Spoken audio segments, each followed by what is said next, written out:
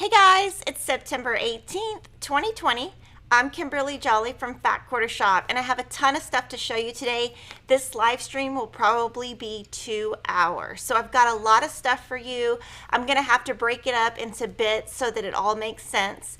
But tomorrow is National Jelly Roll Day, and we have a coupon, so we're gonna show you that coupon. That coupon will be good today and tomorrow, and it expires tomorrow at midnight Central Standard Time. So that is your coupon. At the very end of the show, I'm going to show you a bunch of jelly roll quilts that you can use. So if you buy a jelly roll 20% off at Fat Quarter Shop, I've got lots of patterns for you and a lot of them are free. So I wanted to let y'all know that up front. But what I'm going to start off with is just talking about how to make a block bigger and trim it down. So this is going to be very advanced. If you're a very new quilter, it might throw you off. You might hate it. This is something I'm super nervous about doing because I've never done this. But I'm showing you exactly what I do in my sewing room. You might not like it. You might like it. But what I'm going to do today is just show you what I do, and then you can take the parts that you like and apply it in your sewing room. But don't feel like you have to do it this way. I know that a lot of the things that I'm about to show you wastes fabric. So I'm going to tell you that up front, but a lot of you want to know how I get things accurate, and I'm going to show you that today. And next week, I'm going to also show you different tips with the Sewcialite first block. In last week's live stream, I got ahead of myself and thought that this was the 25th, but it's not. I just got a week ahead, so I apologize for that mistake. I was just so excited about Sewcialites starting. So Sewcialites is going to be a free sew-along, and it's going to start next week. So I'm going to kind of start with different things that I do in my sewing room first. So this idea is not mine, it's Lori Holt's. So Lori Holt told me to do this 8 years ago when I first met her, and I thought she was crazy. I was like, no. But now that I'm really trying to use scraps more, I finally, after 8 years, listened to her, and she sent me a label maker for my birthday in March. And I thought, you know what? I'm going to finally do what she said to do because she sent me that label maker. She just sent it to me because she thought I needed it when she came to my house. And I was like, I'm not going to buy a $50 label maker. So she bought me one. I put a link to the one an affiliate link below to the one that she bought me. And I got these little bins at Michael's. We also have a link to those below. When you get the bin, it will come with like a tray in the top, and I just throw that tray away because I don't use it. So what I'm doing here is I am saving 2.5, 3.5, 4.5, 5.5, and 6.5 inch squares. So when I'm done with a big piece of fabric, and I will be showing this throughout Sewcialites, and I'm done with it. For example, if you subscribe to our designer mystery block of the month, you will know that you get a lot of fabric left over because we want to do that in case you make a mistake, that you don't have to call us to get more, that you have enough to make some more from. A lot of you guys this year are making 6-inch blocks, and you're making the 12-inch, and then you're making your own 6-inch, which I think is great. If you're not ready to do that, you could trim it down and put it in this box. Now, my rule is it only goes in this box if it is 100% starched, so that I know if it's starched or unstarched. And then I'm going to take these and do something really fun with them with Lori. She's got something fun coming up that I'm going to be able to incorporate this with. And I don't try to make a square out of every single, like with my leftover fabric, everything. I basically take the fabric, see which ruler, the biggest ruler that will fit on my leftovers, and cut that, and then cut smaller ones. So I have a lot of different sizes, but I don't try to get, 5 squares. I just try to get what's left over. So this is a new thing that I'm doing, and I started it like in April. So these are kind of my leftovers. They're great to use with any of Lori Holt's books because they're scrappy. It's also great to use with our foundation paper piecing. We have a 6-inch and 12-inch. It might not work with the 12-inch because the pieces aren't that big, but you could definitely make log cabins or economy blocks or pineapple blocks out of these leftovers. So that's the first thing I want to show you. So let me know if y'all have questions on that. I'll kind of show you, let me show you one in the upper camera. So for example, this one, if I kind of rifle through it, you're gonna see all different kinds of fabric. So that's fig tree, fig tree. These are left over from my Scrappy September table runner. Not sure who that is. Fig tree, Bonnie and Camille, Bonnie and Camille. A lot of these are from the one that I made this weekend. And then this stack is kind of my leftovers from when I did Moda Blockhead. So these are Minnick and Simpson fabrics. And you know, I might have 2 squares of the same fabric in here. That's okay. Just whatever I can save, I save. I've seen some Sweetwater. There was fig tree. This one has got a lot of Lori Holt in it. This one has Adidas fabric. So when I did the Adidas free sew along, I saved all the leftovers from that. And then here's Lori's fabric that is left over from something I'm going to show you kind of in the middle. So this is kind of just a way to, if you want to save your scraps, it's one thing that I do. So I was going to show you that. Now again, Lori Holt gave me that idea, so that is not an original idea that I came up with. That is her idea that I am using her knowledge for my benefit, I guess. So that's kind of the first thing. But I did want to say that, sorry, I dropped something. So kind of what I do is I always have these rulers. These are my must-have rulers. And I use these every time I'm in my sewing room, all of them. So what I do is when I'm left over, I cut, these are the rulers that I use to cut my leftovers with. I just cut around all 4 sides so I don't have to think with a bigger ruler. And like I said, I'll put it on my fabric. So for example, if this is my leftover fabric that I have from a project and that's all I have left, I will put that on there. And I would either do 1 3.5-inch square and 1 2.5, or I would do two 3.5-inch squares. So I kind of just, and then it makes it where you don't have to think if you have a bigger ruler, and you can save whatever you can before you throw away, you know, just the leftovers. So that's one thing. And these are all tips on how I get really accurate blocks. I use endurance blades. The one thing about them is they're really expensive and they only come in a single pack. So I wish they came in a multi-pack so that you could use, you know, save a little bit of money. That's the only downfall that I would say. I change them maybe every 8 hours or so. So endurance blade helps me be accurate. Another thing I do is I use cones of thread. And I will show you. This weekend I ran out of my thread. It took me, what month are we in? September. It took me 8 months to do it, 8.5 months. So I started this January 1st, and I use color 2000 for almost everything. Like Lori Holt uses white. She uses like color 2024. So it's really personal preference. You know, each designer, each person who sews does what they feel most comfortable with. That's my color 2000. But it's okay if you use a different color. You can use whatever you're comfortable with. But I was so proud of this. I was like, I'm going to show my leftovers. Yay. So I do that to save money. And I bought these off of Amazon. We'll have to put an Amazon link to them. I think I gave that to Ashley. But I bought these just straight off Amazon, and you put them on your machine where your thread goes, and then you put this on top. And it keeps it from moving around too much. Because I actually never knew how to do that, and I was scared of using cones. And I saw Gina Tell on social media posted about this, and so I copied her. So thank you, Gina.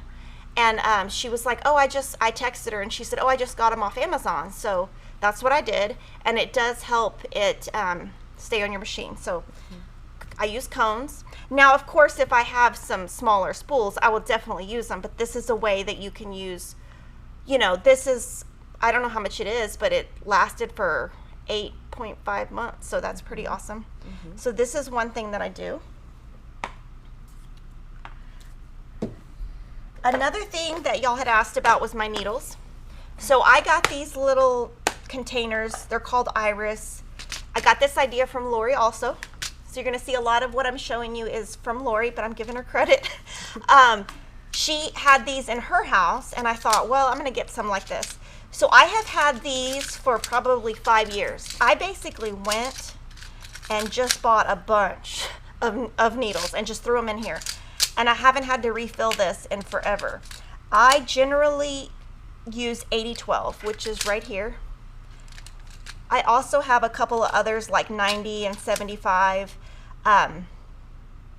This is like a 75 you could use for applique.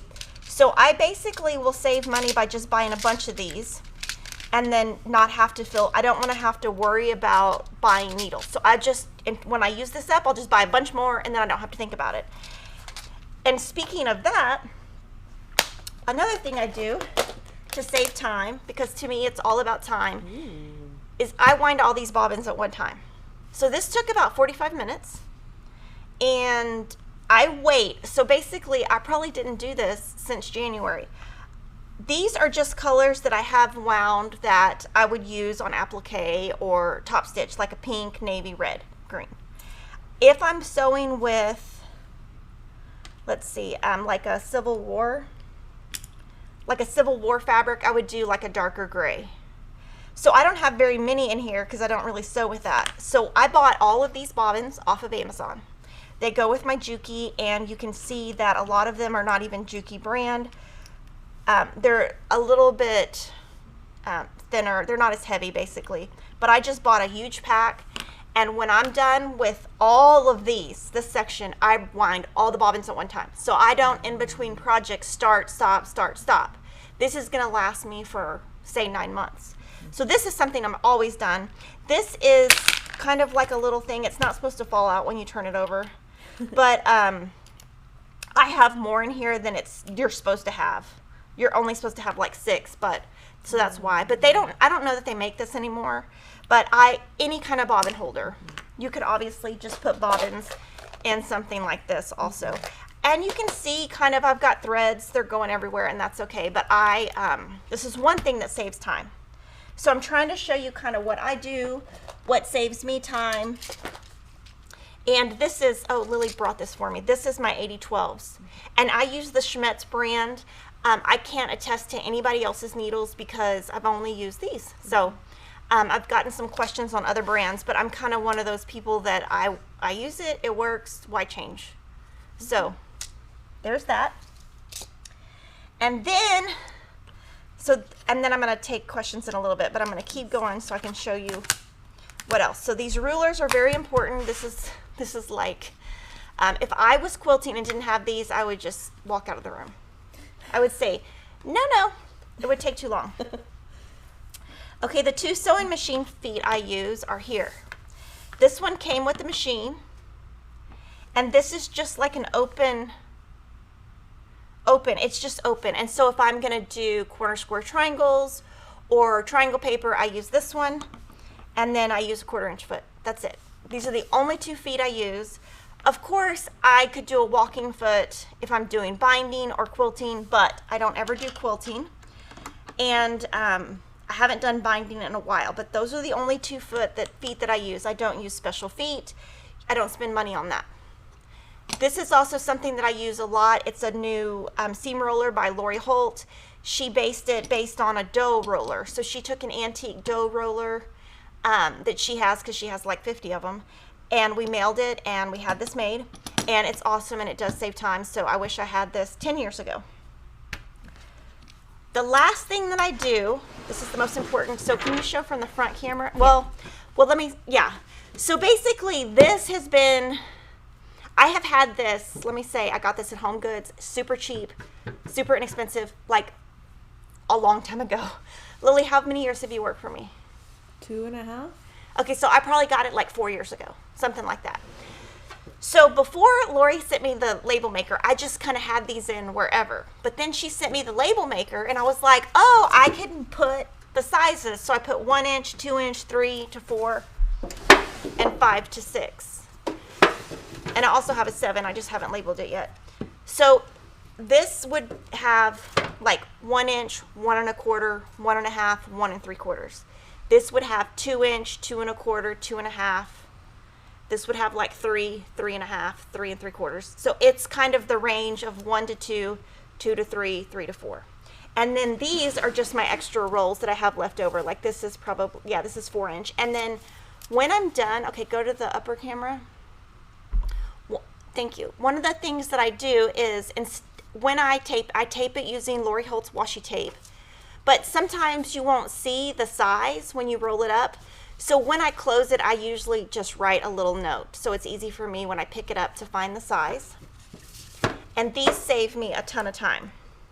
The one that we're going to be featuring today is the 2 inch roll, which is right here. And it's Triangles on a Roll. It's my favorite brand.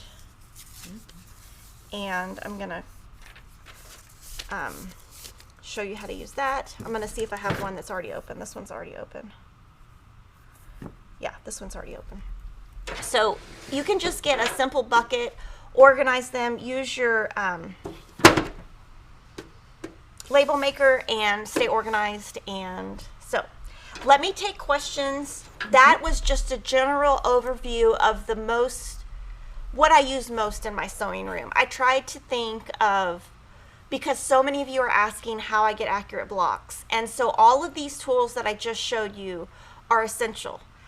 I don't really use anything else. The only other thing I can think of that I use, obviously, is my rotary cutter, which is the Olfa. I do use the Ergonomic.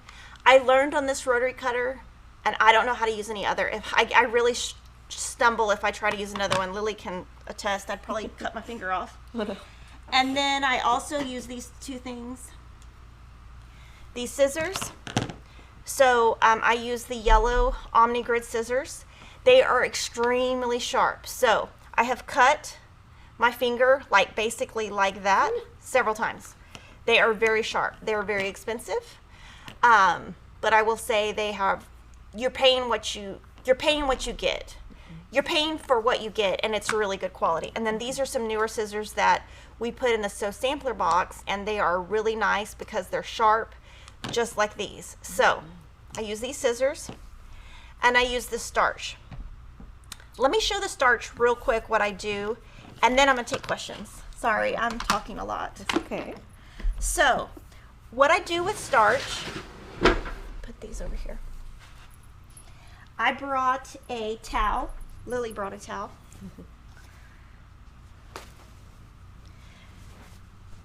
And I'm going to show you how I starch. I learned this from Lisa Bonjean. So Lisa Bonjean came to film with us probably 6 years ago, long time ago.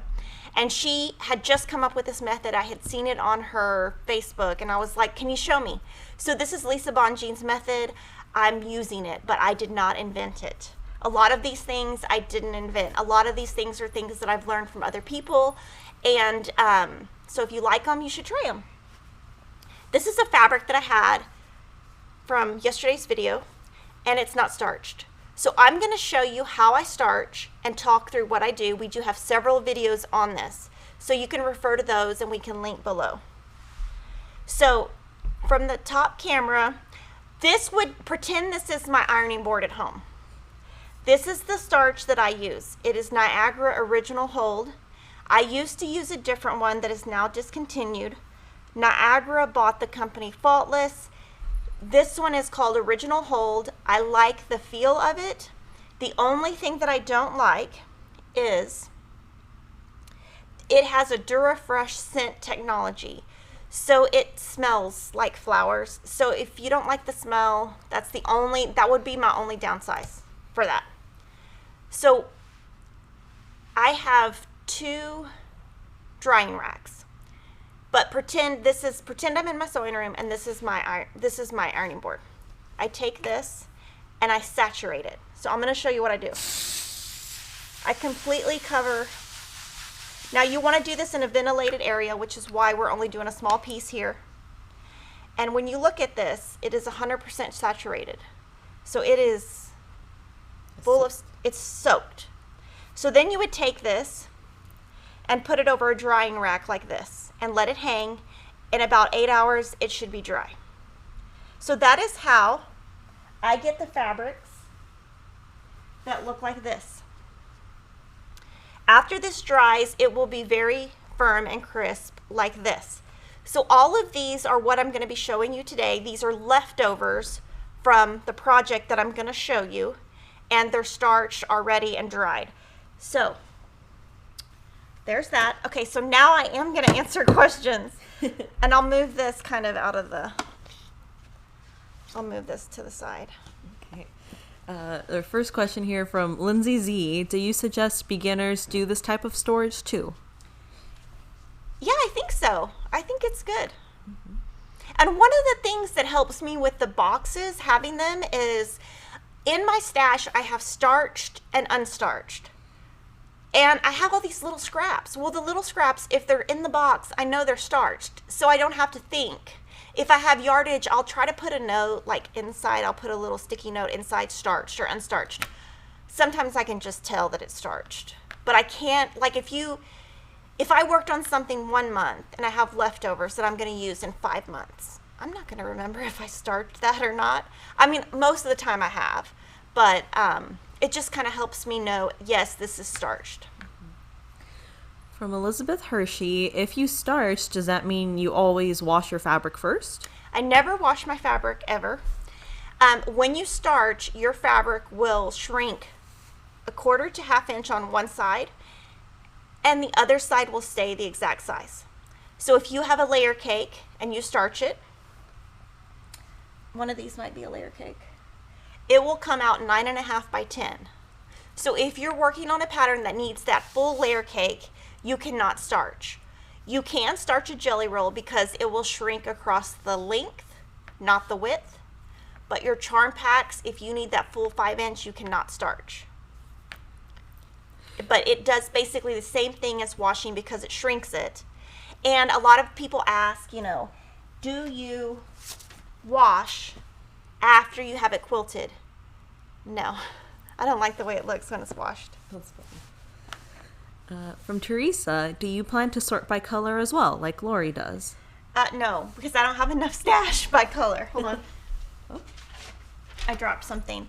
No, I don't have enough. I don't have nearly as much as she does. But what I do have in my little container that she helped me buy, it's a little hutch.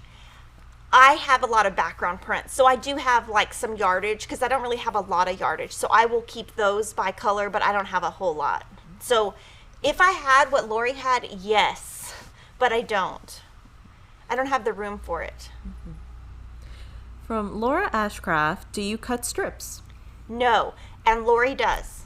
So Lori cuts strips. That's a little bit outside my comfort zone. I don't know why. And, maybe that's what I should do because I have some extra bins. Maybe I'll do some strips in some other bins. I haven't done that yet. That's a good idea. But yeah, I haven't. From MJ, do the endurance blades last that much longer than a normal blade? They do. They are much sharper. When they first came out, I'm going to be totally honest, I was like, oh, whatever. That's like, I don't want to spend that much money. Mm-hmm. I was just like, whatever, that's a lot of money. And then we had put it in a sew sampler box. And so I said, okay, well, let me take one home and try it. And ever since then, that's all I've used. I feel like, especially if you have a lot of layers, like 5 layers, say, it's going to cut through it like butter. And it's like, if you're using a regular blade, you might have to cut it twice. And again, in my sewing room, my goal always, accuracy and fast. So, because what you're going to see right here, I made in Sunday, 1 day. Actually, not even a full day, like probably 4 hours. Okay. From Sheila Timoshuk, what if your thread holder lays horizontal? Are you still able to use cones? I don't know the answer to that. I think some people use like a cup next to it. Yeah, okay, so you can buy a stand. Or a stand. A stand. I'm going to let her answer too, but there's a stand. You can put it like behind your machine and then pull it up and do that. And then what were you saying, Lily? I've just seen people who use they put their cone in like a coffee mug. Oh, in like a cup. Yeah, in like a cup, and then they Just run it pull through. it over. Yeah, but So I think you have to have like that little. This little thing. Yeah, that thing. So this goes up and down. Yeah. But it would definitely have to be behind. You couldn't put it like that, I don't think. No. I mean, think it unless would fall you're off. got a husband who's an engineer who can like build a little insert. Okay, but if anyone else has suggestions, let us know in the comments. Yes. Okay. From Lori Mills, what stitch do you use to piece together the pieces? I do a straight stitch, and I use like a 1.5 stitch length, and we're going to go over that when I start stitching. And it is tiny, and it is very, very hard to pull out. The one thing I didn't mention was my Clover seam ripper. This is the only seam ripper I use. I've broken a couple of them over the years, maybe 2.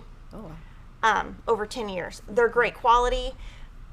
I rarely have to use it, but when I do, with that small stitch, it takes forever to pull the stitches out. So, but this is the seam ripper that I use.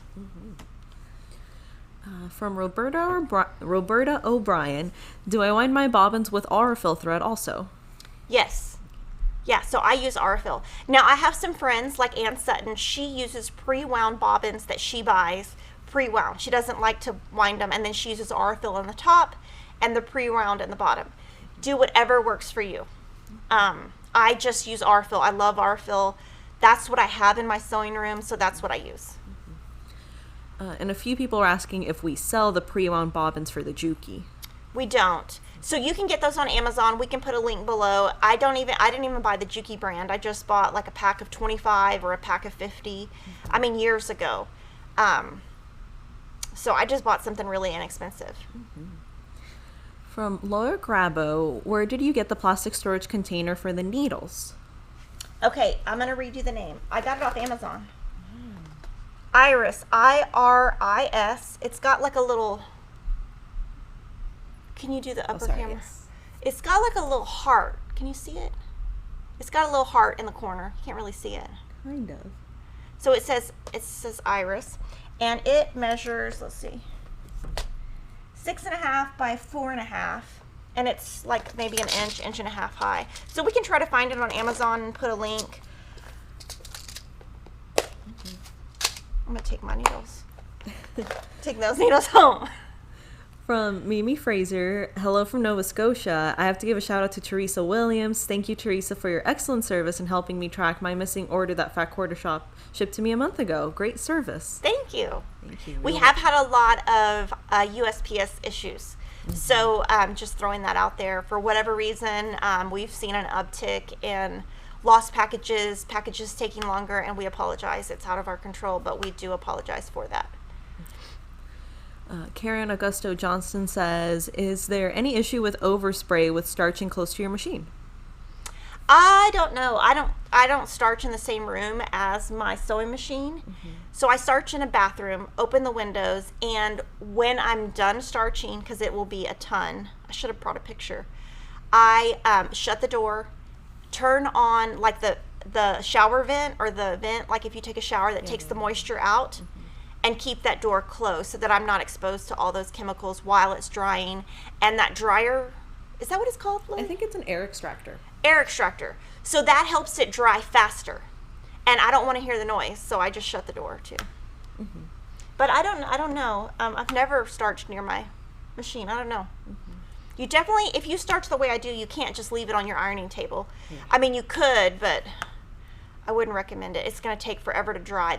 The more it hangs, the basically the water or the liquid kind of drips out of it, and then it just air dries. Yeah. From Shirley Zones Hoover, when starching larger pieces of fabric, how much can you get done with 1 can of starch? I don't know. Maybe a layer cake. I use a lot. So I went through, what did I tell you, Lily, at the beginning of the week? Like 4? Yeah, several cans. Yeah, I went through like 4 or 6 cans this weekend. But this weekend I was powering through. Let me tell you, I'm getting stuff done.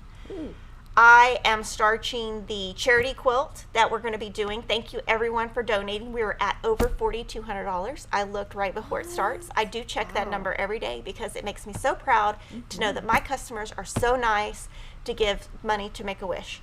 So I'm going to be sewing that along with you guys, so I have all that starching. So I have about 20 cans right now. I buy them on Amazon by the case. I used to buy them at Costco, which is where I would prefer to buy them. Kevin and I recently thought, we really need to go to Costco because we're going back to school. We got to get all these snacks. And we went to the Costco parking lot, and we were like, no, we're not going in there. It was definitely not social distance, and I'm not comfortable. Lily knows. I haven't even been to Hobby Lobby in like a month. I really don't go anywhere that I don't have to. Really don't. I mean, I was thinking about maybe going to dinner tonight just to get the kids out of the house.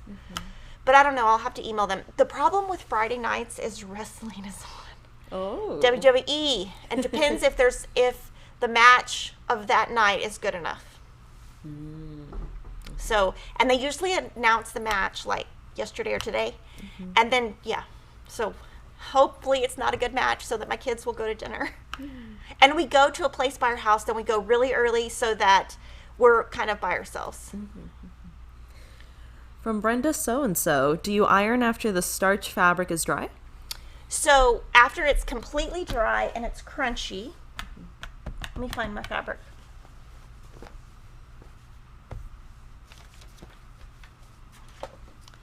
It will be, this is how it came off of what I starched.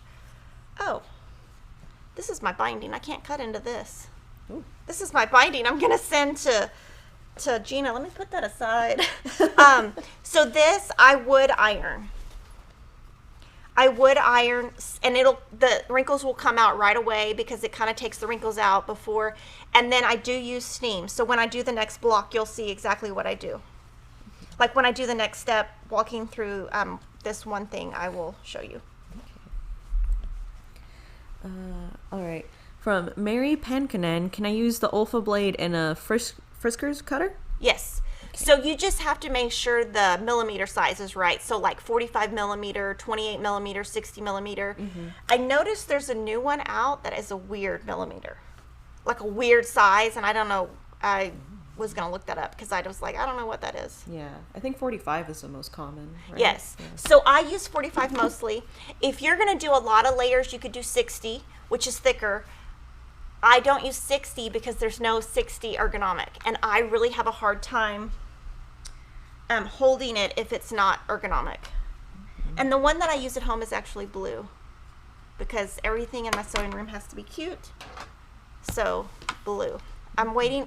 You guys were so awesome because I talked about how I really wanted a pink one. And I guess like a long time ago, they had a pink one that was a limited edition. So it's so awesome. And so I looked it up. It's really expensive. So I was like, oh yeah, I don't need a pink one. Like people are selling them on like Etsy or not Etsy, eBay. eBay, yeah. And I was like, oh yeah, I'm not paying for that. Yeah. But I think that's awesome. I want them to do a pink one or aqua or something, but ergonomic. A sparkly pink one. Sorry. That's what I want. Lily wants sparkle. I want the sparkle. From Bernadette Canis, do you unfold your fabric when you starch? Okay. So let's show this. Can you show the upper? Okay, so pretend this is a half yard. It's not, but this is just a leftover right here. So it would be folded. I would starch on my table, fold it over, starch, and then when I put it on the rack, pretend my arm is the rack, then I would look, and if there's anything spotty or missing, I'll spray it. Just if there's like, a bunch of starch and then there's one hole that doesn't, I'll just spray it. So I am a little starch crazy. So yes, I do fold it layered together. Now, if you're going to do a background print that you have a lot of, I do those in bigger prints or bigger cuts, but I just kind of in my mind figure out what's going to work for me. You can do half yard cuts. You could do, last weekend I did 98 inches wide 3 times because it's for a big quilt. So I just cut it and then spray it. And then on that, when this is my rack. What is it called again? Shower rack. Drying rack. Drying rack. So say this is the bottom of your rack and this is the top and it's got a big thing.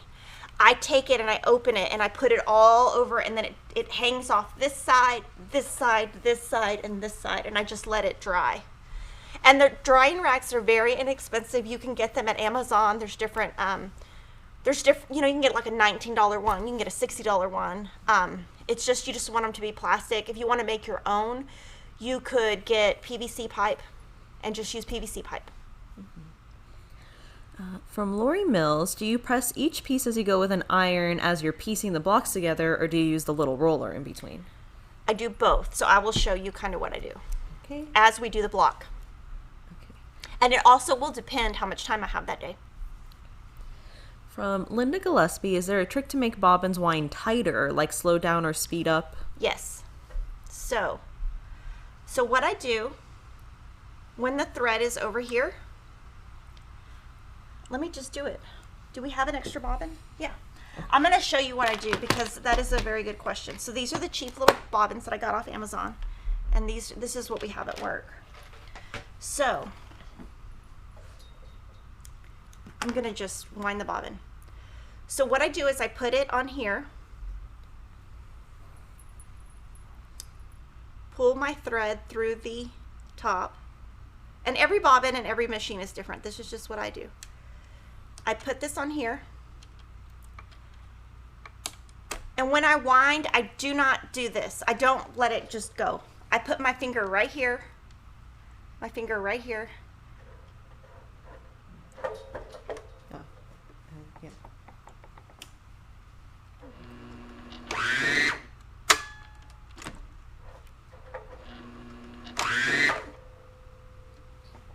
Okay, the bobbin maker doesn't want to work. Oh. This Juki gets camera shy. Oh my goodness, really?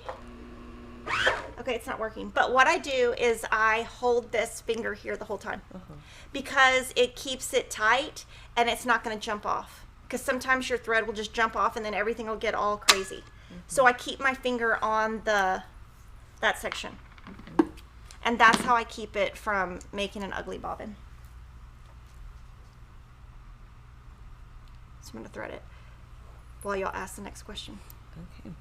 Okay. B. Clark was asking, I have a 60 millimeter ergonomic rotary cutter. Did they discontinue making it? Oh, maybe they make it and I didn't even realize it. Well, I think the 60 one has been around for a while because Corey Yoder uses that one. Okay, well then I was just wrong. And they do also have the Endurance Blade, a 60 millimeter one for that. From Gail Stafford, what's the smallest size piece of fabric you keep as yardage? If I have a little bit left, I just put it in those squares. The smallest yardage I would keep is probably half a yard or 3/8 of a yard. Because this little piece that I have right here, this is my leftover. This was just sitting in my sewing room. I don't know what collection this is from. Oh, it's from Early Bird. This was because it's Scrappy September, so I'm using this as binding for this because I didn't want to have to buy anything. I did end up having to buy a border because I didn't have enough fabric. Or I didn't have one that I liked the way it matched. All right. And then the last couple things here. Oh, let's see. Mike the Long Armor was saying you can lower the thread pull to half high to wind the bobbin. Oh, this thing? Yeah, I think so. So he's saying you can lower it to here. Yeah. Oh, that's a good idea. I haven't ever done that. Yes. And then I think Nova was asking if we made sure the bobbin clicked when you put it on the machine. I did. It Okay. didn't.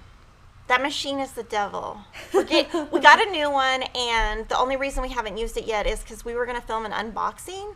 And I just feel so weird about doing the unboxing that I just don't know if I'm going to do it. It's just, I don't know, it doesn't seem like me. So I think we're just going to call it a day and just not do that video. You guys had asked for it, but every time I think about it, I cringe because I think that it's going to look, I don't know. Oh. But yes, this is the camera shy Juki, and it was winding bobbins yesterday. It's not today. when we turn the camera on, it doesn't work. Yeah. I'm not kidding. Especially live. Okay, we have a few super chats here that have been coming in. First one, right before we started the show, was from Jim Craddock for $20. Thank you. Thank you so much, Jim. And then our next super chat is from Mary Lou Lyon, which I saw at the beginning. Mary Lou was having trouble doing the super chat, so thank you so much for Glad it got it to work and glad you put in the super chat. She also put a little pair that says goal. Oh, thank you. Sometimes I have trouble doing super chat, so I get it. And let's see, the next one was from Valeria Bauer for $19.99. And Valeria says, thank you for being such a wonderful teacher. Thank you. Thank you, I Valeria. am super nervous today. I told Lily, I was like, oh, I'm so nervous. Because I think what I'm going to show you guys, I think y'all are going to be like, what is she doing? But we're going to see. We're going to try to make it work. I think it's going to be great. I think it's going great. From Sylvia Chickpack Bunani, just a very nice comment. She said, this is a masterclass in making life easier. So appreciated. Thank you. Also, people are chiming in that their Juki's act up as well. Or their sewing Yeah, the machines one act I up have as at well. home is golden. I've never had an issue. So I thought about bringing that to the set because I know it works. I have had that machine for probably 8 or 10 years. I don't know.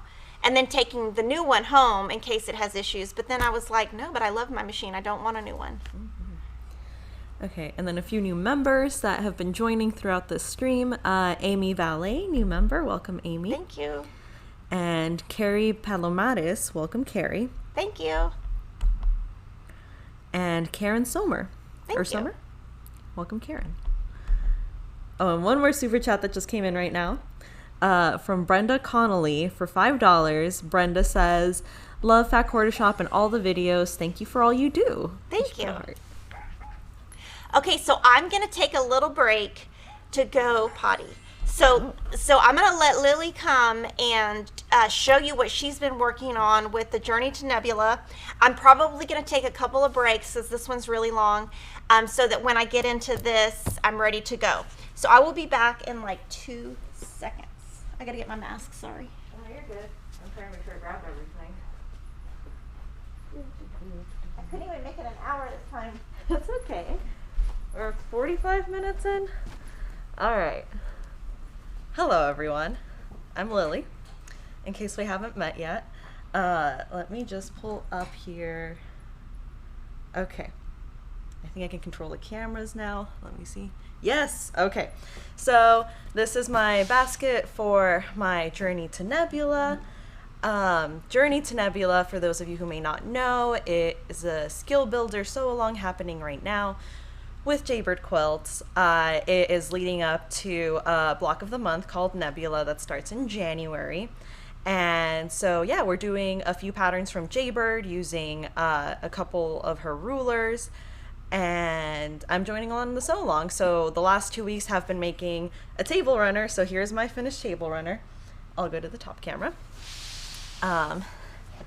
So this is the Seaside table runner from Jaybird, and I actually just finished quilting and binding this last night. Actually, even piecing it. This last chunk here wasn't even pieced. I did quilt it myself at home. I just did straight lines because that's what I can do confidently. I feel very confident about my binding now, which is something because I haven't felt this confident about binding ever. I'm very excited about that, and I'm really happy with how my table runner turned out. I was very worried at first when I was piecing like the first like couple rows here that it was looking extremely busy, but now that it's all kind of together, I'm like, okay, like it looks like cohesive, it looks put together, like there's a theme. So that's my table runner. And this next week, what we're going to be doing for the sew along, just push that way, is we're going to be working on Lucky Charm these next 2 weeks. This week is the cutting for the Lucky Charm, and the stuff I'm using for that is, check it out, Kimberly, I can go to top camera from up here. So I'm using a charm pack from the Liana fabric collection. I'm using Liana throughout the whole skill builder Journey to Nebula. Liana is by Kimberly Kite of Ruby Star Society. And then this is also from Liana. It's like the golden checked fabric, golden line fabric, because it's rose gold. Let me see if you guys can kind of see it a little bit better. And yeah, so that's what I will be using to make the Lucky Charm. This fabric is just for like the back of the pillow. I'm gonna do an envelope back. And for the cutting, we will be using the Hexenmore ruler. Oh, hello, that's my reflection. Oh. Yeah, and we'll be using it to cut the shapes. All right, so that's it for this little intermission right now. We can chat a little more later. Lori, I see your comment. Thank you so much for your compliment. I appreciate it. Sorry. Question from Lisa Clark. Do you hand bind? No, I tried hand binding once and I didn't have the patience for it because I'm not fast at it because it was my first time doing it. So I just machine bind my quilts. Yes. Okay. Intermission 1, done.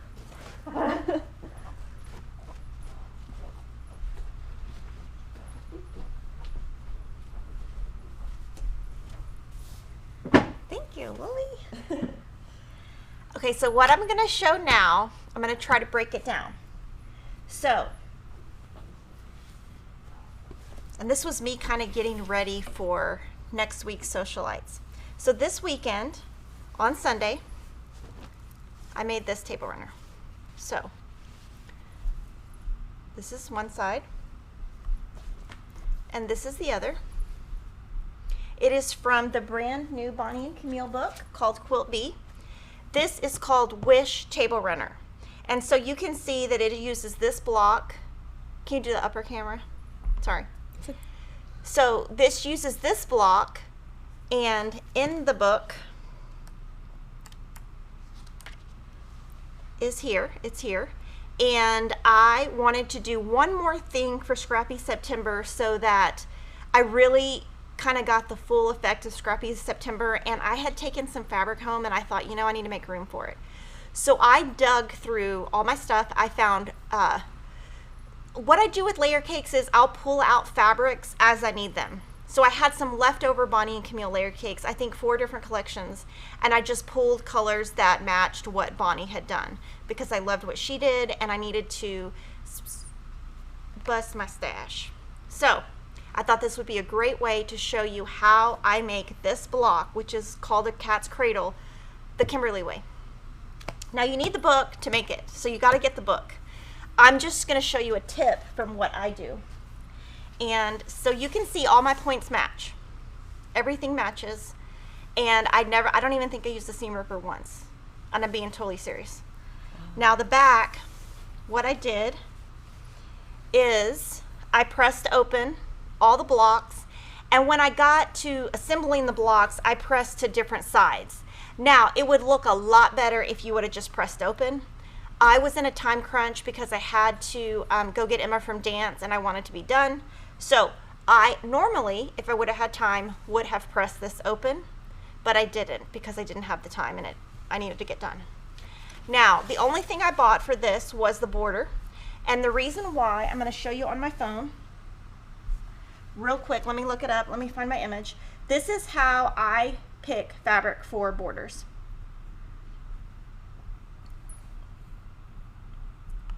I just have to find the image.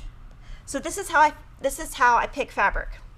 This is called put it on the floor, ask Kevin to come in, see what he thinks, get his opinion, and then text this to Lori to get her opinion.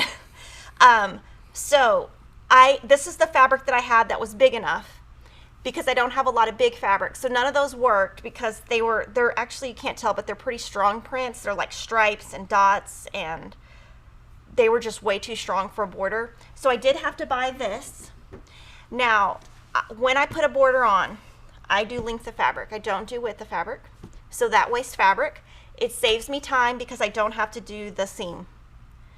So that is one thing that I do. It wastes money because you're getting a longer piece, but that's what I do. So this is the top. And again, I made all of this in 4 hours. This I made the next day. This is the backing.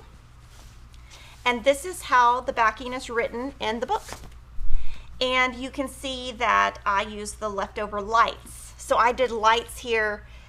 I did this because it matches the border because I did length of fabric. So when I did this, I didn't have to piece it because I already had the length. And then this is going to be my binding. And I did have this in my stash. So we are going to talk about piece pieced backings at some point. I'm just nervous to do it. That's honestly the only reason I haven't done it. I might feel more comfortable after I do this video though. I did forget to put a label in here. I forgot. So I'm going to take this home, add a label, and then send it to Gina. So I'm going to show you again. Let me see. I'm going to show you how to make this right here. That little block. This, this, this, and this. Now what I'm going to show you is how I do it. It wastes fabric, so please don't comment that it wastes fabric because I already know it wastes fabric. It saves time and it is accurate. So I'm going to show you what I do. Now you need the book to make this. I'm not going to give you the requirements for this because I'm not going to give away their pattern. But I'm going to just show you what I did. So this is some leftover background fabric. This is the rainbow white on white from Shine On. And I had this leftover from my Shine On block of the month, which is the cover quilt of the book, which is right here. So I made this quilt. I had this left over. I used this on that table runner, and this is all that I have left. So I have this. This is from the layer cake, or actually these are bigger than layer cake pieces, which is why I have more. But these were just scraps that I had, and I'm going to show you with this fabric what to do. Or what I do. So the first thing I do is I will always line up, I will try to get the most out of my fabric by lining up a corner, wherever that corner is. So I'm going to pick this corner, right sides together, and I'm going to press on that corner only. So I've got my iron over here. You're not going to be able to see me iron, I don't think, but just press it down. Or, yeah, there we go. I do use the Oliso iron. They are hard to find right now because of delivery or manufacturing issues or whatever, but that is the iron that I use. So this is my corner.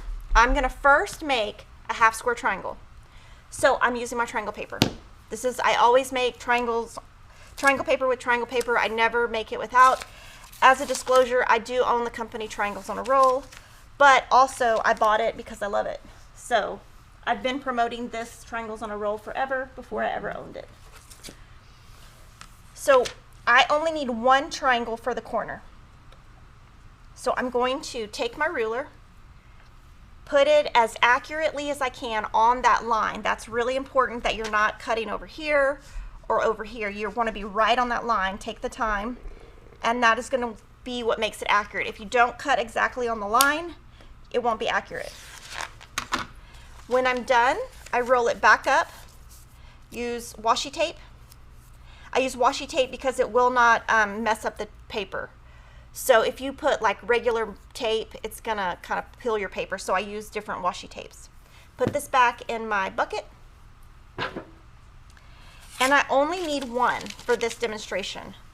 So I'm just gonna cut one and then set this paper aside. And then I'm using 2-inch finished, so I'm going to save this, and I would just put 2 inches on there and set it aside, put it in my bucket, and I can use it next time that I need just one. So I'm going to put this on the corner. Again, just any corner. That's kind of what I do. So you'll see that a lot of times when you see my fabric, you're going to see corners cut off. So you can see I cut off a corner here and I cut off a corner here. You can pin or not pin, up to you. I'm going to just pin. And then what I do here, to save time, this is what I do. Now, if you would have used a ruler, you would probably save more fabric, but that's what I do. I'm going to try to show y'all exactly what I do. And now I take this, I go to my sewing machine with this foot, because that way when I'm stitching I can see. I'm going to put my stitch length at a 1.0 or a 1.2. That is tiny. That is a lot tinier than you need to. So you don't have to do it that tiny, but that's what I do at home. I would recommend 1.5 normally, but I do a tiny, tiny stitch. So I stitch right on that dotted line. You don't want to stitch to the left or the right or anything like that because it won't come out accurate.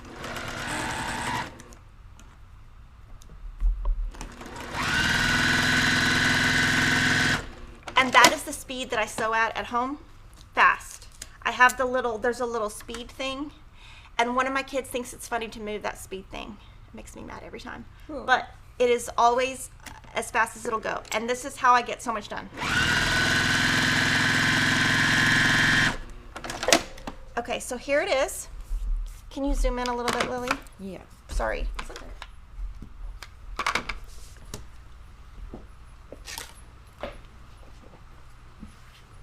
I guess I could do it. I don't really know how. Maybe I need to learn. Yeah, that's good. Yeah, that's good.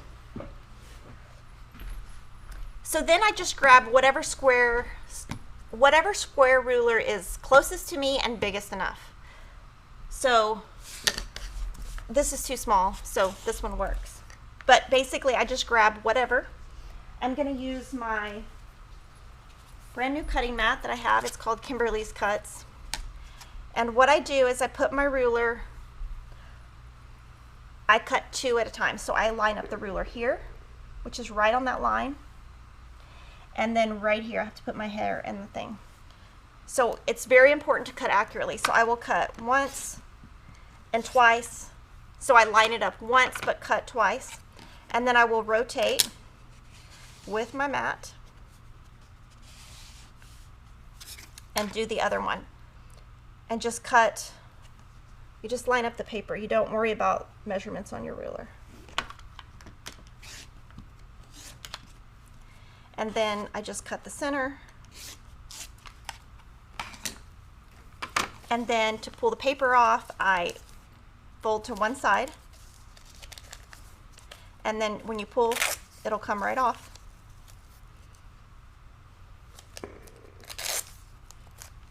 Now, if you have used so you can see my, when it stops blurring, that's how small my stitch length is, super tiny. So if you don't have a tiny stitch length, the paper will pull sometimes your stitches out, or the paper will be harder to pull off. From here, I'm going to iron.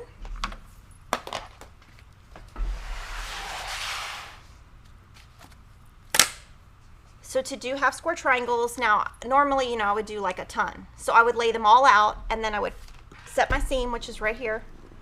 Just put the iron on it about 5 seconds. That's gonna lock your seams in. I usually do all of them. Wait a little bit, press to one side. Now I'm gonna press open, but what I do is I press to one side. I do leave the iron on quite a bit, but you see when I'm ironing, I'm not doing this, just press. And then here, before I press open, I will clip my ears because that saves time. Because, I will show you on this one, if I just clipped twice, if you press open first, then you have to clip 4 times. And you've just lost 5 seconds. So, I always clip, and then press open. And then I do this with my fingers on the floor. And Lily's gonna pop up the picture of my floor real quick. This is how my floor looks any given day. So that is what I waste. So you're gonna say I waste. That's not very much waste. That is just, now there is one piece down there that I saved later. I don't know, that one had just fallen off the table, that big pink one. So that's kind of how my room looks. At the end, I gather up all my scraps. I don't vacuum all that. I kind of grab it, throw it in the trash, and then I vacuum. Or actually, I don't vacuum. My son Peyton vacuums. He's the king of vacuuming. So to press open, usually I will finger press and then just do that, and I let it sit. I use steam and I let it sit. So now you have got perfect. These now measure 2.5. And if you put the ruler on, you put your ruler on it, it's exactly 2.5 with triangles on roll paper. Some paper is more accurate than others, but this gave me a perfect start to my cat's cradle. I only need one, so I'm going to set this aside because I only need one for this project. So now what I'm going to do is, you need 2 triangles that are going to go here. So normally you would cut that at 2 7/8. but I'm not. I'm going to cut it at 3 1/4 or 3 1/2. And in fact, I'm not even going to cut an entire square. I'm going to put this 3 1/2 inch ruler on the corner because again, I moved to a different corner. I'm going to cut twice instead of 4 times because I don't want to have to worry about trimming that down because I'm going to trim it down later. I'm making these side triangles bigger. So I go 3/8 to 5/8 bigger. Whatever saves the most time. This is 3 1/2. Normally, these would be cut 2 7/8. But I don't, here I'm gonna put this right here so I can see what I'm doing, following. So these are gonna go right here, so I'll show you. So right here we're doing this. This is your half square triangle. This is your corner triangle and another corner triangle right here. They're supposed to be cut 2 7/8. Again, I go up a lot. And you see that I didn't cut it in an exact square because I'm using scraps and I saved myself by just cutting 2 sides. So now what I do here is gonna be crazy. I'm gonna switch to this 1/4 inch foot, and what you're supposed to do, let me zoom in a little bit. Oh, wrong way, I'm sorry. It's okay. Okay, so what you're supposed to do is put them together and line up this right angle. Sorry, the thing is moving, it was me. But what I do is I put it here. So I have some hanging off here and I have extra here, and that is how I'm gonna get a perfect block in a little bit. So I just put it on here. Now if you had 2 7/8, you couldn't do that. So this is just my way, cut it bigger, do that. And then I'm gonna do a 1/4 inch foot, a 1/4 inch seam. Make my stitch length a 1.5. And then here, you can see I've got extra here and I've got extra here. Now, if I have time, I will get up and go to the ironing table and iron this. If I don't, I will use Lori's seam roller, and it's nice and flat. I will take this and trim the little dog ears off. And I'm going to leave this because this is going to be, sorry, the mat is kind of the same color as the fabric. This is going to give me the ability to make a perfect block by having that extra right there. And then what you're supposed to do on the next one is put it right here so that you've got a straight line at the bottom. But I don't do that. I pull it down because then I can cut an accurate block later. So just put those together and stitch. And you can see this has a jagged line. That's okay. You just put it to the edge and press. Oops. And sew, not press.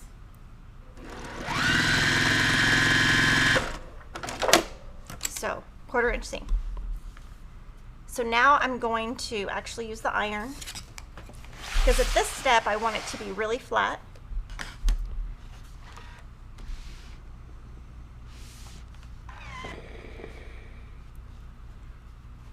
Press to one side. Press this open. I do burn myself a lot, I will tell you that, because I use my fingers a lot. I burn myself all the time.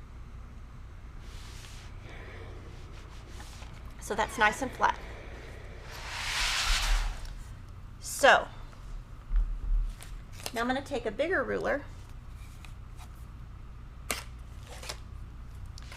and if you normally would have made this block the right way, this would not be there. These extra pieces would not be there. Let me do it on this mat so you can see the color difference. Oh, there you go. So if you were sewing this normally, you would have 2 7/8 and 2 7/8. You would have, this would be exactly a 1/4 inch away, so you would, if it's off, you have no room to trim it. And this right here would not be there, all this extra stuff. So what we're gonna do now is we're gonna trim this, but we're only trimming this side. This is bias, so it is bendy and it will stretch. This is not bias, will not stretch. So this is very moves around a lot. So anytime I'm working with bias, the bigger I can make it and the more I can cut it down, the better. So I'm going to take a ruler that's long enough for this side. Now this is the tricky part.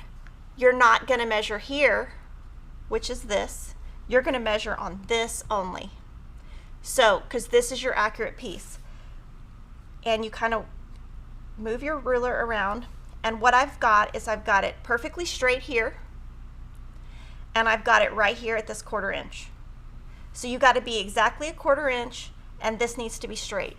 If you do it any other way, you're going to have a weird block. So you just have to be careful when you're cutting. So along this 1/4 inch away, that's what I love about creative grids, is actually there's a dotted line right there. I put my hand on it. I keep it firm because this is bias, and if you move it a little bit, it's going to move. And I chop that off. So when you saw my floor, you saw a lot of this. That was what was on the floor, part of it. Now we need to add a white to the outside. Normally, this would be cut 4 7/8 right here. This would be cut 4 7/8, but I'm not going to cut that. I'm going to take a corner and I'm going to cut like 5 1/2. And I'm just going to use whatever ruler is closest. And you're, oops. So I literally 5 1/2 and cut.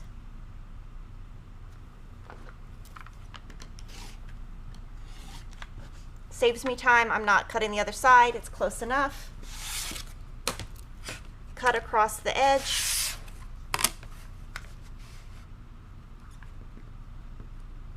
And because it's bigger, it doesn't have to be exact. Set this aside for a different block because we're only making one. Now this is bias, so it's stretchy. Now you can really see the stretchy. This is not bias, it's not stretchy. So anytime you're working with bias, I would recommend using pins. So you're going to have this and this. So you can see all this is bigger. I will find the center. It doesn't have to be exact. You don't have to line anything up because we're going to trim all this. We're going to trim this later. So you don't even have to line anything up. You just need to make sure your white covers your color. You're going to pin. Probably pin 3 times. And when you're stitching, you will stitch with this side up so that when you get to this intersection, you can put your needle right in there and you know it matches.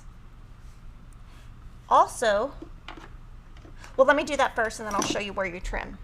So I'm going to take a 1/4 inch foot, go straight down.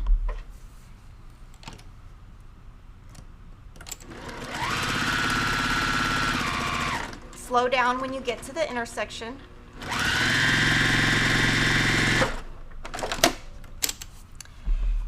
And right here you've got a little tail. Cut that off. You can cut it off before or after, but definitely cut it off because it takes some of the bulk out of the back. Open it and it matches. So now what I will do is iron. Set my seam. Let it sit a little bit. And of course, if I was doing this, I would be chain piecing. So I would have like 20 of these, press all the seams down at once, and then I will, again, press to one side first. I put the iron edge right on this crease. And here, I don't have to cut the dog ears because I'm going to do that next. So you don't have to do anything there. You open your seams.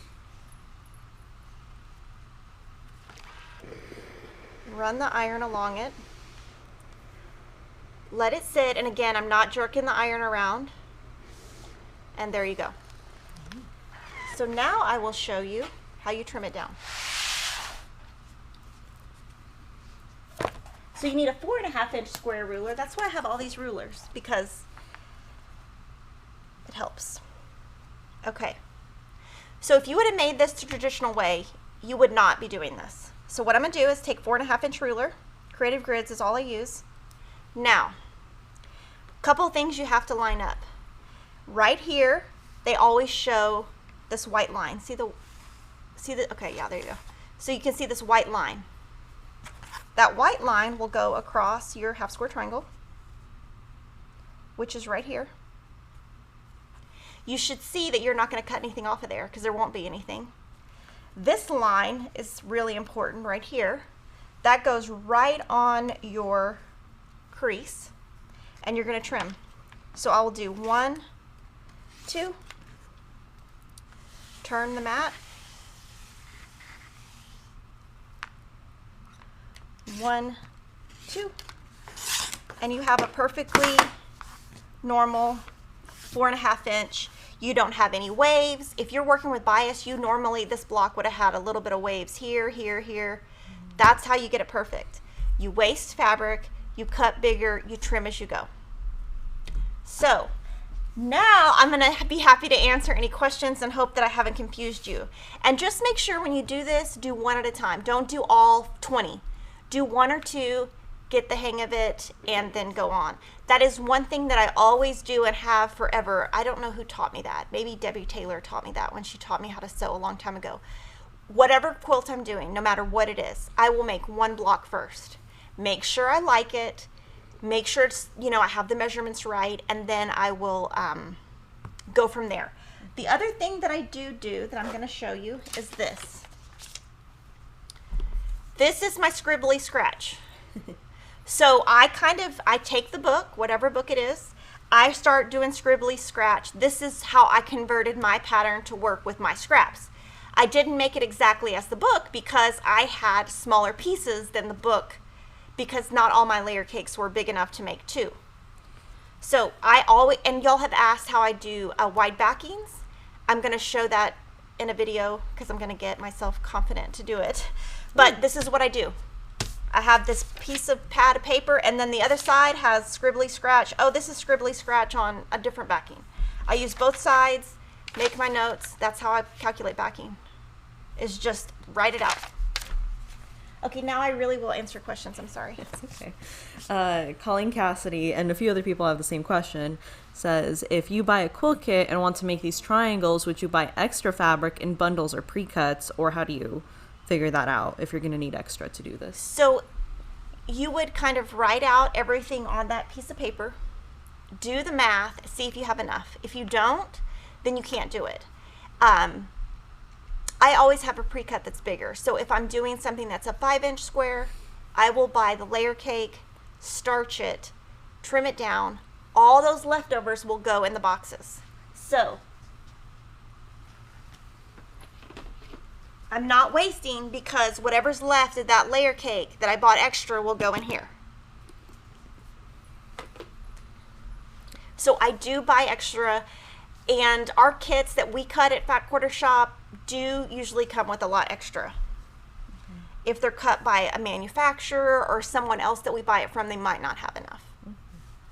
So it's kind of something that you have to kind of do with time. This was all meant to be scrappy. So I had pulled, I mean, I don't even know how many collections this is. I just pulled, and then I had a lot of backgrounds, so I thought, well, let me use those up. So everything here that I showed you was all used from my scraps, except for the border. Pam Weaver says, Kimberly, did someone show you how to do that, or did you just come up with this technique? I just made it up. Ooh. Over the years. I sew really fast, and the reason I came up with it is because I like everything accurate, and when I sew, y'all saw how fast I sew. It's gonna be wavy because I'm not gonna sew 100% accurate all the time. And if I sew really fast, then I trim it down, I can make it any size I want. If I didn't do that, I'd have to sew slow on the machine, and I don't have time for that. Mm-hmm. So yeah, I made this up a long time ago, and it took me a while to get it down, because when I was cutting, sometimes I was cutting off the wrong, I wasn't using the right side to cut, and it was not coming out accurately. Mm-hmm. So it's not, if you try this for the first time, it's not going to work the first couple times. It's going to take a while to get used to. This is something I've been doing forever. From Kim Halloran, why do you press the seams open? The reason why is right here. So on the top camera, we can see that all of this is going to have intersections. Now, if I just put this up next to a square, I wouldn't have to press open. But because of this intersection right here, you've got fabrics here and here and here. You could technically go different ways, but you're going to have a big bulk right there, and you're going to see it bump. You'll see it like not lay as flat. I do not always press open. It depends pattern to pattern, but because of this intersection, that's why I did it. And is there anything wrong with when you send your machine to a long armor, pressing it open, pressing to one side? It does matter. Okay. Some people are finicky and some are not. I use Mike the Long Arm Quilter. He is mylongarm.com, and I use Gina Tell of threadgraffiti.com. Those are my two quilters. They like what I do. Now, I used to have a lady do custom quilts. When I used to do fewer quilts, so I would do custom, but that cost too much to do. I couldn't do that with all the quilts I make. So she told me she would never do another quilt for me because I pressed open, and she didn't like that. So when you do a custom quilt, for example, right here, Lily, can you show? So like if you're doing a custom quilt, sometimes they get or custom quilting, sometimes they get close to these seams and they don't like it pressed open because they feel like the needle's going to pop in there. So it's all up to who you use as a long armor and what they like to do, what their preference is. For me, my quilters and I get along, and they like what I do and I like what they do, so. Mm-hmm. All right. I did see a few people in the comments saying not to worry about, be worried about the fact that we're wasting fabric. In fact, some people had some very cool suggestions about what they do with their little bits of fabric, how we showed right here. Jill Romaine said, I'm saving all my dog ears and will put them into a clear plastic Christmas tree ball to make decoration with bits of all the quilts I've made. That would be cute, and also like a ball jar. Ooh, yeah. Like, you can get those really inexpensively at Walmart mm-hmm. or Home Goods, mm-hmm. and you can get different colors, and you can just like throw them in there. Ooh. And then Elizabeth H. also said, the birds love the little scraps when building their nests. Oh, I've seen stuff on that's good and bad, so I'm not sure. Mm. I had thought about saying that, but I've heard people say not to say that, so I just am like, I am very careful what I say, because I don't want anybody to do something that they shouldn't. Yeah. Okay. And Wilma Evans was asking, when you are following the cutting pattern, how do you size up so you only cut what you need instead of cutting the whole thing at once? So I have to figure it out in my head. And I write it, or this one. That's what I did, is I sat at my desk without my fabric. I wrote it out. I did 1 unit. Mm-hmm. 1 unit. So like right here, I did 1 of these. 1 of those. I did 1. I cut 1. I did 1. I made sure I liked it. And then I went from my math. So that's how I do it, as I convert it. But if you wanted to do this the same way, you just have to sit down and think about it. When I'm doing the corner squares or those little triangles that go off the edge, again, 1/4 inch or 3/8 or 5/8 inch bigger, whatever you're comfortable with. But again, I just use the corner of a fabric, cut, and go. All right. From Dreamer's Homestead, OMG, did you color code your pins to your clothing to the quilts? No. So these are actually new pins that I had to start using because my Clover pins are no longer made. But I am very picky about the color of these ball pins. I like white. I don't really like red. So I prefer white, and everything in your sewing room has to be cute. So white matches my sewing room. Mm-hmm. But no, I did not color coordinate. I have been watching a lot of YouTube, and when you watch YouTube, a lot of videos pop up. Well, guess whose videos are popping up to me to recommend? Me. And I'm like, oh, I need to get some new clothes because I wear the same thing. I don't. Oh. So I was like, I need to really step up my game because we're filming a lot more. Lily and I are. Mm-hmm. So with the more we film, the more I'm repeating my clothes, and I want to look good. So I bought a couple things offline. Mm-hmm. I didn't go in a store. Mm-hmm. I don't know. When this is over, I'm just like going to be a homebody and never go anywhere. That's funny. I don't usually buy clothes online. That's one thing that I usually don't do. But if you go in, Denise told me when you go in a store, you can't try it on. So I was like, oh, well, then what would be the point of going to a store? Mm-hmm. So, yeah. It's really hard. From Kimberly Culp, extra amazing live stream today. Did you suggest a particular brand of towels for the starching pressing of cross-stitch fabric? Okay, for starching, pressing cross-stitch fabric, there is a pressing cloth by Yarn Tree. I don't think it's in here, but Katie uses it when she takes photos. It's a kind of like, I would describe it as a foam that's blue, and it's thick, and you can put it on the top. Now, what do? Right here. I just iron it. And if I send it to Lori, she just irons it, and Lori uses a vintage iron. The first time I ever met her, or second time, and I went to her house, I ruined one of her mats because I put the iron like this, like an idiot, because I'm so used to my Rowenta. But she uses a vintage iron that doesn't use steam. Lori doesn't pre-wash, she doesn't starch, and she doesn't use steam. So, and she doesn't do anything like what I just showed you. She does it the traditional way. So, like I said, like Lori and I are best friends. She does it her way, I do it mine, and that's okay. That's the one thing about life that I think people should be doing right now. Learn to disagree. Do what works for you. If you go to a retreat, don't feel like if you're sitting next to Susie Q that you have to do it Susie Q's way. Do it the way that works for you, because in the end, you're going to be happier. So do whatever you want to do in life. Be a good person, and don't feel like you have to agree on everything. Like Lori and I would never argue over what we do. We just do whatever we want. She probably thinks I'm crazy for what I do. That's okay. Like, I can't sew as accurately as Lori. Lori sews really accurate, and she sews faster than me.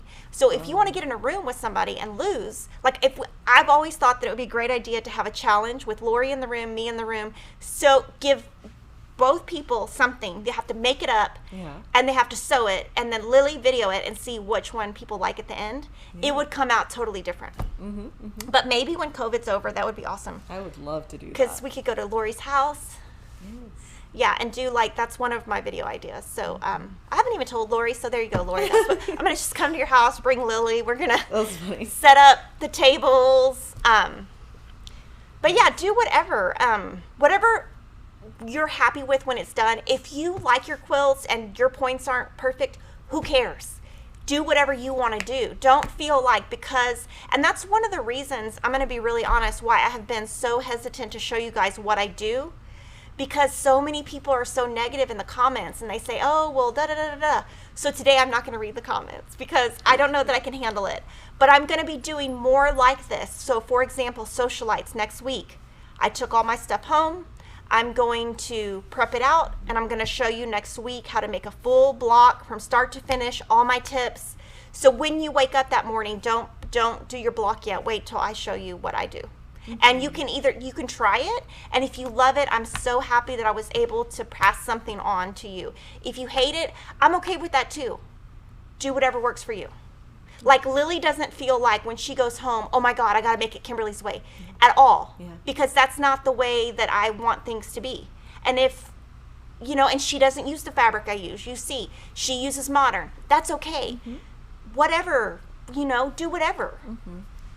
I'll say it's really helpful to, even for me personally, to see you do stuff on camera, because then I'm like, oh, there's a way I haven't seen or tried. Let me try it and see if I like it or not. Yeah, and if you don't, that's okay.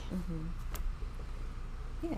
Okay. But I will say, no matter how basic that block is or unit, I always make one first.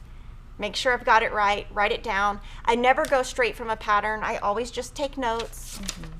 But that's just how I do things. And I also will say all the comments throughout this whole live stream have just been positive, overwhelmingly. Okay, good. I was so nervous today. I was like, when I woke up, I was like, I just don't know. I was so scared. I even told Lilly. Well, usually if I'm nervous, I won't tell anybody. I just hold it inside. And today I was like, Lilly, I'm a little bit nervous. Aww. Okay, from Phyllis C. I find open seams are hard to match seams. What is your trick? Okay, so I don't think they're hard. Let me show you how you would do it. Let me find, Lilly, did I throw the triangle, the half square triangle off the table? Let me see. Sorry. No, I think you put it to the side. The extra white one, right? Yeah, I'm trying to find what I did with it. It's not over here. Here it is, I found it. Okay. So can we zoom in a little bit and I'll show you how I do it. Okay, that works. This is distracting.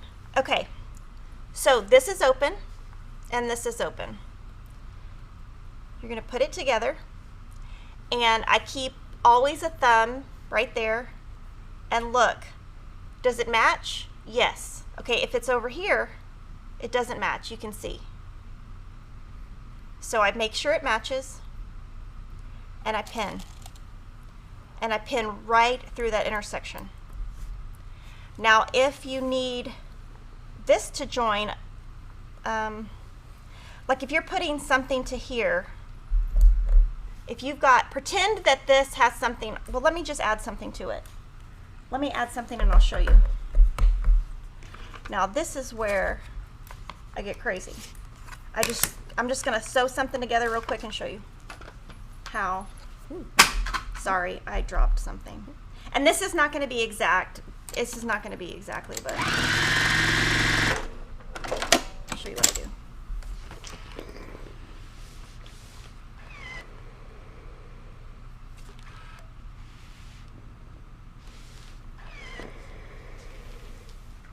Okay. So pretend that we're putting this together. Just pretend. Ignore that this isn't the right size and all that. Just ignore it. Pretend I'm putting this to this. I will put this together. First, make sure that I'm in about the right vicinity of matching. So I need to go to the left a little bit. And what I'm doing here is I'm just aligning the left and the right, nothing else. I take a pin. I poke it directly. Now this, I had my seam set too long, so you put it right in that hole where that point is, and your pin is sticking up. I put it through the second hole. Now my points match. You can either leave that pin or not. Put a pin on the left. Put a pin on the right, and that's how you get it to match up.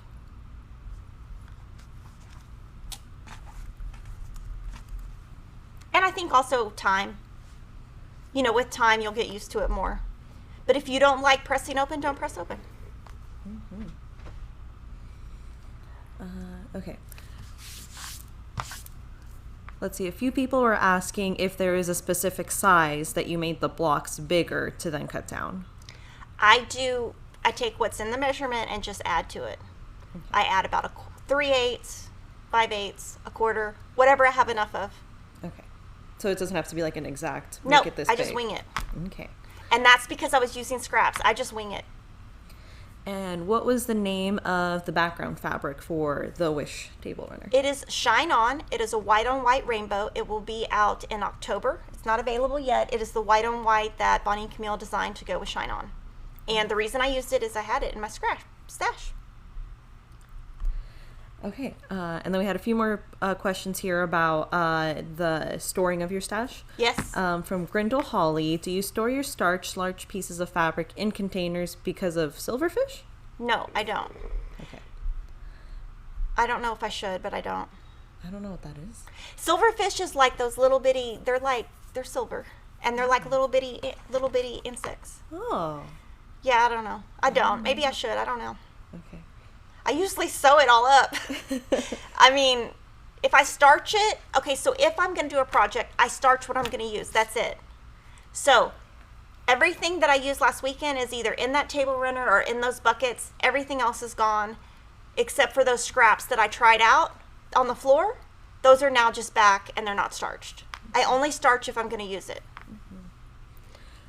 Okay, from Scrap Fair Knits, are there grips you can add to the backs of your rulers to make them less slippy? So I use Creative Grids, and if you look on the back of Creative Grids, you can't even see it, but there's a grip there. There's a grip there, and there's a grip on the sides. So that's one of the reasons I use Creative Grids is because of the grips. The other reason is I love these two sides of the rulers, the dotted lines. So if I'm trying to cut accurately, I always use this side of the ruler rather than this side because there's not the dotted line. So I always use this side. Now with what I was just doing, I wouldn't do that because it doesn't have to be accurate. But if I'm having to cut accurately, I will use that side. And there are grips. So to answer your question, there are grips that you can put on your ruler.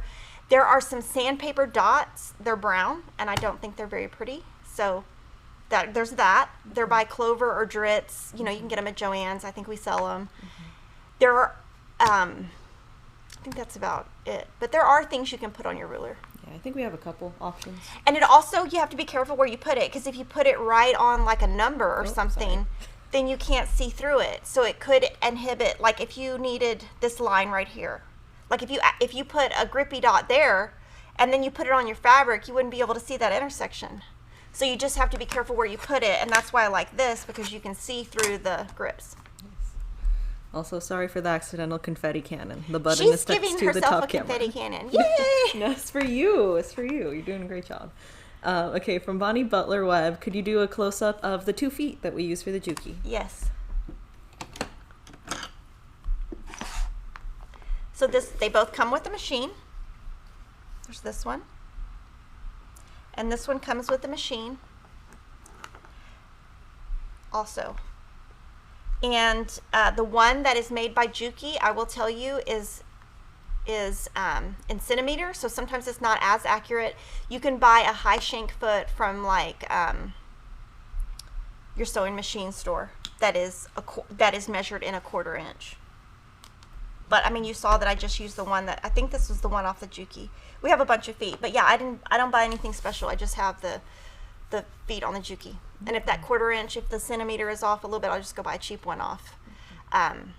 Like go to the store and buy one. Okay, from Lisa Clark, so you starch, then let the fabric dry, and when you go to use the fabric, you then iron out the wrinkles before cutting, correct? Correct. Okay. And so for the Wish table runner, on Saturday, I went through my layer cakes. It was like a stack this big. I picked the ones I liked. I laid it out how I liked it. I made sure, okay, I'm going to use these. I put the rest back. I only starched what I was using because I only have enough space, because I think I used 48 fabrics. So, yeah, I just starched what I used, put the rest in the drawer. And then the next day, when I was going to do the backing, I didn't sew the backing that day because I picked my fabric I'm going to use, starched it. The next day, when it was dry, I used it. Okay, from Karen Porter Jordan, do you ever spray the starch on and iron right away to dry it? No. The reason why, okay, no, that's not true. Rarely. So if I have a piece that's like this big and I need to get done, I will do that. If it's a big piece, absolutely not. It will just not be as, it'll just take forever for you to sit there and iron. It will just take forever. So if I need a tiny piece, yes. If I need a big piece, absolutely not. I will let it sit and then go take a nap. That's funny. From Ashley Mass, question about your scrap saving method. If you had a 2.5 by width of fabric strip, do you keep that in strip or turn it into 2.5 inch squares? So right now I've just been doing squares. Lori does strips, so you can do whatever you want. She does strips and squares in the same box. I just have done squares. So either way you want to do it. And Lori is working on something that's going to be great with that soon. From House of Stitch and Stash, if you're not using scraps, do you add a 1/4 inch normally to your measurement? Yes. 1/4 inch to 3/8. Okay.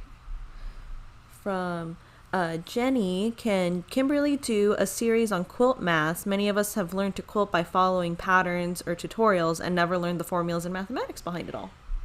So I'm going to attempt to do that throughout Sewcialites. So what I'm going to do is I'm actually going to bring a pad of paper. I'm going to bring my pattern, and we're going to walk through a block together. And we're going to just do one size, and we're going to do that next week. And I will do it a couple of times. I'm just worried about doing too much at one time to confuse people. But yes, I am going to do that. And what we can do is I can have my pad of paper. Lily, please don't let me forget my pad of paper. We can do like the left column, I can write the correct measurements. On the right column, I can write the Kimberly measurements. And then that way you can like maybe take a picture of it or something. All right, and then a couple of comments here from Lori Holt. She said, I never think you are crazy, and I don't like when you think you are wasting fabric because that's just what it takes. Oh, thanks. That's my Lori. I got to get a new phone because when I call Lori, it doesn't work. And so I'm like, oh, well, we got to get a new phone. Yeah. I don't know what happened to it. I don't think I have the protection plan anymore because it's 3 or 4 years old. So I don't think it has. Kevin's trying to look it up. Yeah. I Or think it he's- depends. Yeah, I'm going to ask him to look it up. I don't think I have the protection plan. And Lori also said, Kimberly, FYI, I still have 6 to 8 cans of the original starch you used at my house for when you get here. I know, she does. And one day she was like, can I ship it to you? I was like, no, keep it, please. I'm going to use it next time I come. Oh, that's so sweet. That's like the best gift Yes. for Kimberly. Yes. Starch. She's got the original cans, the stuff I love. I always think, oh, hopefully one day when I go in a grocery store, I'll see it, but I won't. Okay. And from Sandra Hoffman Schmeckler, do you use a scant 1/4 inch or exactly 1/4 inch? Exact 1/4 inch. I never use a scant. Some people do, like Miss Rosie Quilt Company. That's Carrie Nelson. She always uses a scant. Always. I don't. I don't know why. She does it one way and I do it another. I just do it with a 1/4 inch. And I think we have a lot of new viewers, so just to clarify for everyone, where can they buy most of the things that they're seeing right now? Oh my gosh, at Fat Quarter Shop. That's where Lilly and I work, and we would love for you to shop at Fat Quarter Shop. And today we have a jelly roll sale. We can pop up that coupon, and that coupon is good through today and tomorrow, which is September 19th and 20th. 20% off jelly rolls. You just use that promo code. It won't work on sale items, but it will work on normally priced items. And we also have a contest going on Instagram. It's going to end on September 29th. And all you have to do is use hashtag FQS Scrappy September, and you will be entered to win a $25 gift certificate. And you can enter as many times as you want. So if you do like 10 Scrappy projects, you can enter 10 times. And the winners will be posted on the blog. Instagram, September 30th. And yeah. Okay, so I'm going to take another break, and then when we come back, we're going to go over Jelly Roll Day. And then Lilly is going to show you either her stuff, or she can show you some of the new fabrics. She can do whatever she wants, but I'm going to take like a 2-minute break. When I find my shoes. My shoes are under the thing. I'm like, I need my shoes. Sometimes I put my shoes over there, and then sometimes I put them down here. So I got to get my shoes on. I have some new shoes. Look, they're so cute. Look at how cute they are. They're so cute. I got them online and I love them. Oh my gosh. They look really comfy. Well, the only shoes I ever wear are these, what is this called? Esparilla or something? Do the top camera. Espadrilles? That's what I wear. Anytime I buy, that's the only sole I will use because I have 100% flat feet. Oh. And anyway, look how cute they are. I'm so excited. Ooh. Okay, I'll be right back. Intermission music. I didn't do intermission music last time because I was nervous and I forgot. Yes, that's what happens. Hang on, let me just put my little switcher up there. Okay, I think what I'm going to show you guys is new fabric because we already kind of talked about Journey to Nebula. In a nutshell, what we're doing. Oh, I'll also show you guys. Sometimes you guys ask what I'm wearing. Wearing some orange shorts, kind of linen-y shorts that I bought at Target. This thing I thrifted, but I believe the brand is Zara. And then I'm wearing my Magnolia Waco, Texas shirt underneath that. Okay, let me grab some new fabrics we have in stock. Ooh. So these guys I'm going to show you, we just got a whole bunch of fig tree fabric. Ooh. Okay, so I think I'll do top camera for this, and ooh, zoom out a little bit here. Boop. Okay, so All Hallows Eve, Precuts are back in stock, and I'll kind of just go through each one and kind of show you. Fat 1/8 bundle of it is in stock, and the Fat 1/4 bundle. I think the Fat 1/4 bundles are my favorite with how they just look. Like, they're so pretty, and just like the fold is lovely. And I'm just gonna push them that way. And then we have a honey bun, which, if you guys don't know, a honey bun is 1.5 inch strips. I love the honey buns too. I'm actually sewing something for work right now that uses a honey bun. Secret. And then jelly rolls, which are the 2.5 inch strips. I also, jelly rolls, like, I put them up in my sewing area just to decorate with them because they're so pretty. And the charm pack. Boop. Boop. I need to get my nails done. The mini charm pack. It's so little. And layer cake. Woo. Okay. And I can keep showing her. I don't know if you want to show the other ones, Kimberly. Okay, cool. So, Honey Bun of Christmas Fix 2. That's back right now. And the Jelly Roll. Woo. Also, random tidbit in photo shoots, one of my favorite shots to get is like of Jelly Rolls like rolling away in slow motion. So cool. I love everything in slow motion, especially fabric. Charm pack. And the fat eighth. Boop. Fat quarter. Boop. And this one actually has a Jolly Bar. Special cut. So that means there's a super cool Jolly Bar exclusive pattern in here. And oh, if you guys don't know, Jolly Bars are also half a layer cake.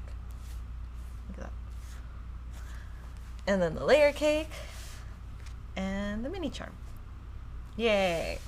And I can grab those all on my way out, Kimberly. Can you pull the machine to the left? Yeah, do you want me to just take it off? Yeah. Okay. Hang on. I'll keep it on top camera so you guys don't see me struggle with the machine. Oh. The machine is really heavy, and I can't let you. Hiya. Thank you.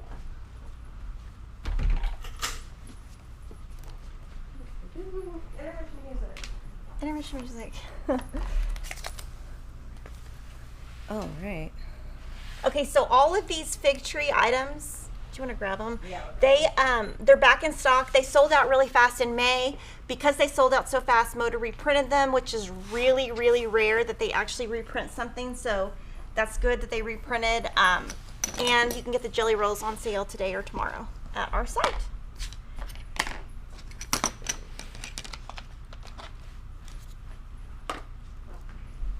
So the next thing I'm going to show you is, clean my, Sherry McConnell does a free block of the month on her site. So this is the block of the month from this year. And I finished this, so I'm going to show you on the top camera what I did. So Lori helped me with this.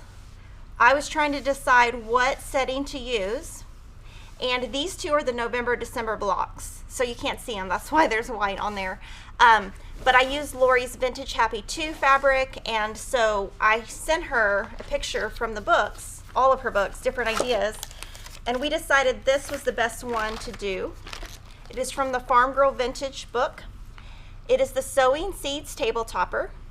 You need 12 6-inch blocks, which is what I made from Sherry McConnell's free block of the month. That's on her blog, a Quilting Life blog.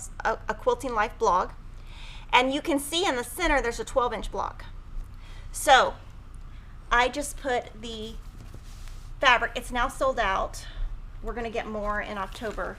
That is basically a cheater applique. So I put that in the center. And I wanted this to be part of Scrappy September, so this is part of my scraps. And on the back, when I was done, because I started with a fat quarter bundle, I figured out what size that I had the most of, that I would, because I wanted to be able to get one square from each. And then I did these. And this was all my scraps. So actually when I was done, you can see that in my box I only had a little bit left of this because I put it on the back because for Scrappy September I wanted to do that. And this is a label that I purchased from Sweetwater, and I treat it like normal fabric. I just treat it like it's a normal 100% cotton fabric. I just added borders, trimmed it down, and added it to the back. And so if anybody ever takes it or steals it, my name's always going to be in the back because it's sewn in. They can't untake it. Mm-hmm. So I'm excited that this is done, and I love it. I think it's so cute. I know where I'm going to put it in my house. Ooh. We have to leave it at work until it's over, and then I'm going to put it in my front room. I've got a square table, and I'm going to put it off center. Like my table's like this, and I'm going to make it like this where it hangs off for spring. Fancy. So that was one thing that I got done that I wanted to show you guys and share. And then National Jelly Roll Day is tomorrow. So Lilly and Nova put together a lot of jelly roll quilts that we have made over the years and done videos of. So you can use your coupon at Fat Quarter Shop, buy your jelly roll, and make one of these. And Moda will have a lot on their blog this weekend celebrating Jelly Roll Day, so you'll want to follow Moda Fabrics. I have all my stuff over here, so I need to just move it a little bit. I kind of have a mess going.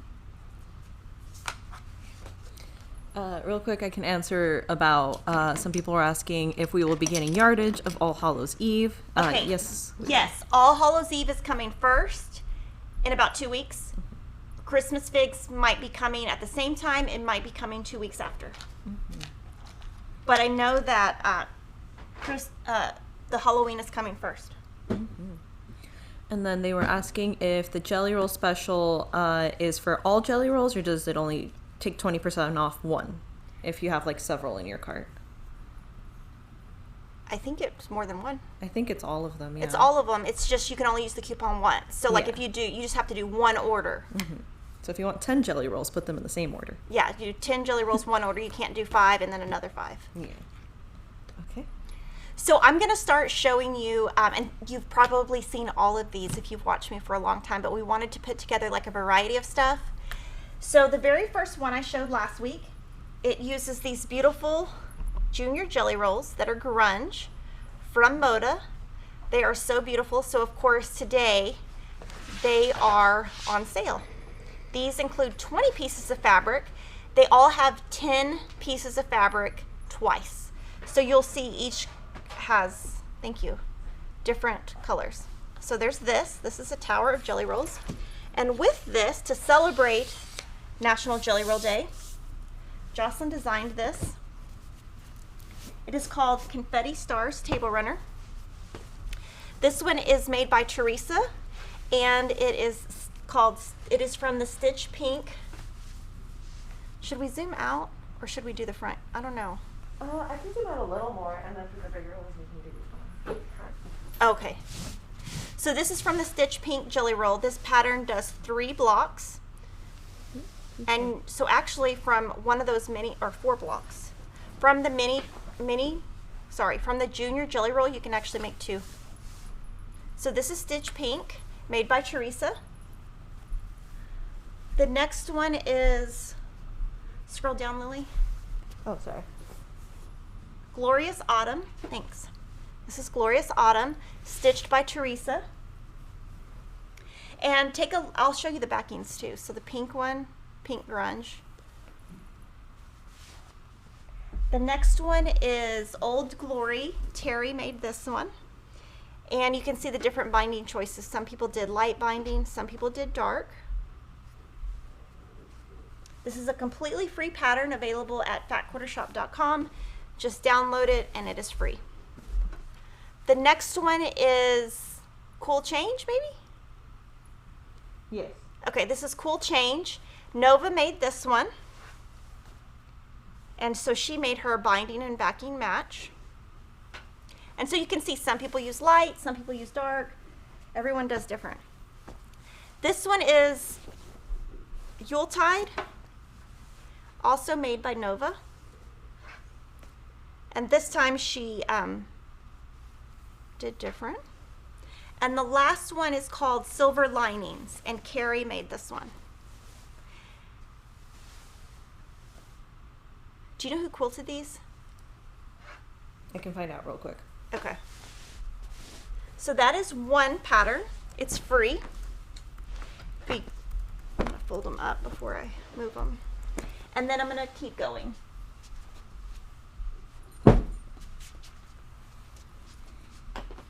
This next one is Jelly Roll Jam. Jelly Roll Jam is the very first shortcut video we ever did. it has the most views and it has the most mistakes. Oh. But that's okay. This is Jelly Roll Jam. This was made back in the day when this fabric was out. So a lot of these fabrics are no longer going to be gone, no longer going to be available. This is Vin de Jour by Three Sisters. Cheryl made this one. This is a free pattern at Fat Quarter Shop. So that's Three Sisters fabric. Very simple, very easy, and you can tell she's washed it. And so a lot of you were asking, you know, do you wash? You can wash after you quilt, and it will kind of have that vintage look. And you can always tell which quilts are mine because I don't ever wash. And I know somebody said that's gross. And sorry. Well, you wash the ones you use. Yeah, the ones my kids use, but the ones I use, I don't need to wash them because I'm clean. Yeah. My kids may not be. Cheryl also made this one. This is Road 15 by Sweetwater. So this is very old. This is also Jelly Roll Jam. So these were made back when we did that video. That's so cool. So really old fabric, but so cute. Mm-hmm. The next one is also Jelly Roll Jam. Angel made it, and this is Harper's Garden, which is actually, might still be in stock. And this one also has been washed. You want to wash after you quilt and bind, not before you quilt it. And she did machine binding.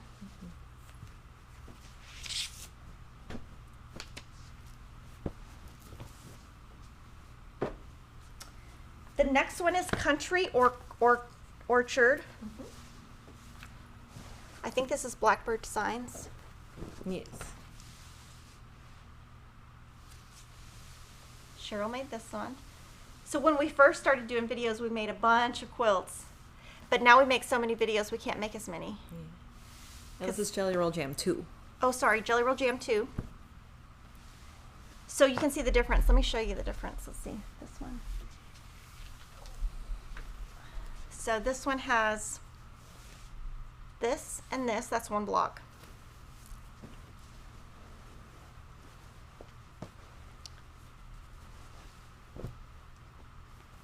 And then this one, this is the block. So this is one block. And this is one block. Free patterns. Free, free, free. This is Jelly Roll Slice made by Cheryl. And this is Strawberry Fields Revisited, one of my very favorite collections ever of all time. I have a quilt with this in my bedroom. In my bedroom, I have 3 fig tree quilts hanging on a ladder because that matches my bedroom. And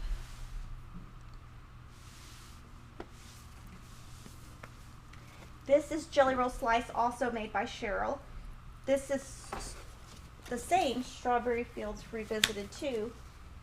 So this is a different colorway.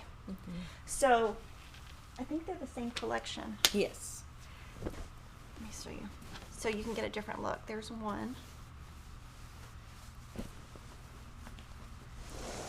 And there's another. Same collection. And this is Jelly Roll Slice, right? Yes. So you can see this block is right here. And then, or actually right here. We filmed this a long time ago. I like this fabric too, right here. I love that fabric right there. The next ones are Jelly Belly Bars. This one is Fiddle Dee Dee, made by Adela, quilted by Mike. I love this pattern. So this pattern is a great one for baby showers. And if you wanted to do a memory quilt or like a wedding quilt, you could have people put their names. You could give them just white fabric and a Pigma pen and then sew it in after. Or before, either one. Yeah. That would be really clever. Oh my gosh. Is this a paid pattern? No, this is also a shortcut quilt. Okay, this is a shortcut free quilt. Sorry. It's pretty big. So do you want to show it from the front so you can see how big it is? Yeah. So yeah, it's pretty big. Ooh. And then the back, so pretty. This is me and my sister designs.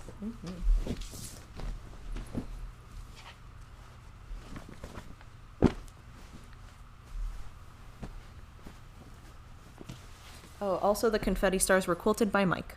Yes, sorry. Thank you, Mike. MyLongarm.com, and he does keep notes of what he quilts on everything. So if you see a quilt and you like that quilting, you can just say on the live stream he watches, he'll know. This one is Jelly Snowflake. This is a combination of grunge solids and Bella solids. Angel made this. Mike quilted it. The grunge she used is 30150-347. So Jelly Snowflake is a free pattern, but you can see what Angel did is it uses jelly rolls, completely free pattern. She used yardage. So you can make it your own. And then from the front. Oh, I love it. Yes, and then the back is grunge seeing stars and white, and you can't even see the stars, but they're there. So they look like snowflakes on the back. Yeah, it's all of it's just like icy, snowy. So cool. It reminds me of Frozen. Yeah, I was gonna say it's very Elsa. Elsa. Elsa. This is also Jelly Snowflake by Zen. This is Zen Chic fabric. Chill by Zen Chic. Yep, Chill. Jen made it and Mike quilted it. So I'll show you from the front. This one might be just better from the front. So this is all the same pattern. You just get a different look, completely free pattern. Use your jelly roll code to get it on sale today or tomorrow. This is Christmas Figs 2. Teresa made this one. Mike from MyLongarm.com stitched it. So this is the one that she just showed you. The Christmas Figs 2. That's over here. And we're going to put the jelly roll with it so you can see. Thanks. Oops, thanks. So look, the jelly roll. So now you can actually make this one. This is the one that we wanted to make for the video, and it sold out before we could film it, which happens sometimes. And I like this backing. See, this is the kind of backing I like. A dark binding that doesn't have too much to it, and a white backing. This is also Jelly Snowflake because we made a million of them. This is Holly Berry by Corey Yoder. Nova made it and Mike quilted it. Completely free pattern. This was our Christmas in July freebie, and we did it as sections. We did different sections each week, and we will do that again next year. This is a striped binding. Let's see that stripe, and then this is gray. So cool. I think that's another way that you can make your quilts original. You know how I talked about how I piece different than other people. You can do fun stuff on the back. Some people do. I am like, I just always do a cream backing. That's how, if you pick up a quilt here, you'll know it's mine because it has cream on the back. But it's kind of like a signature type thing.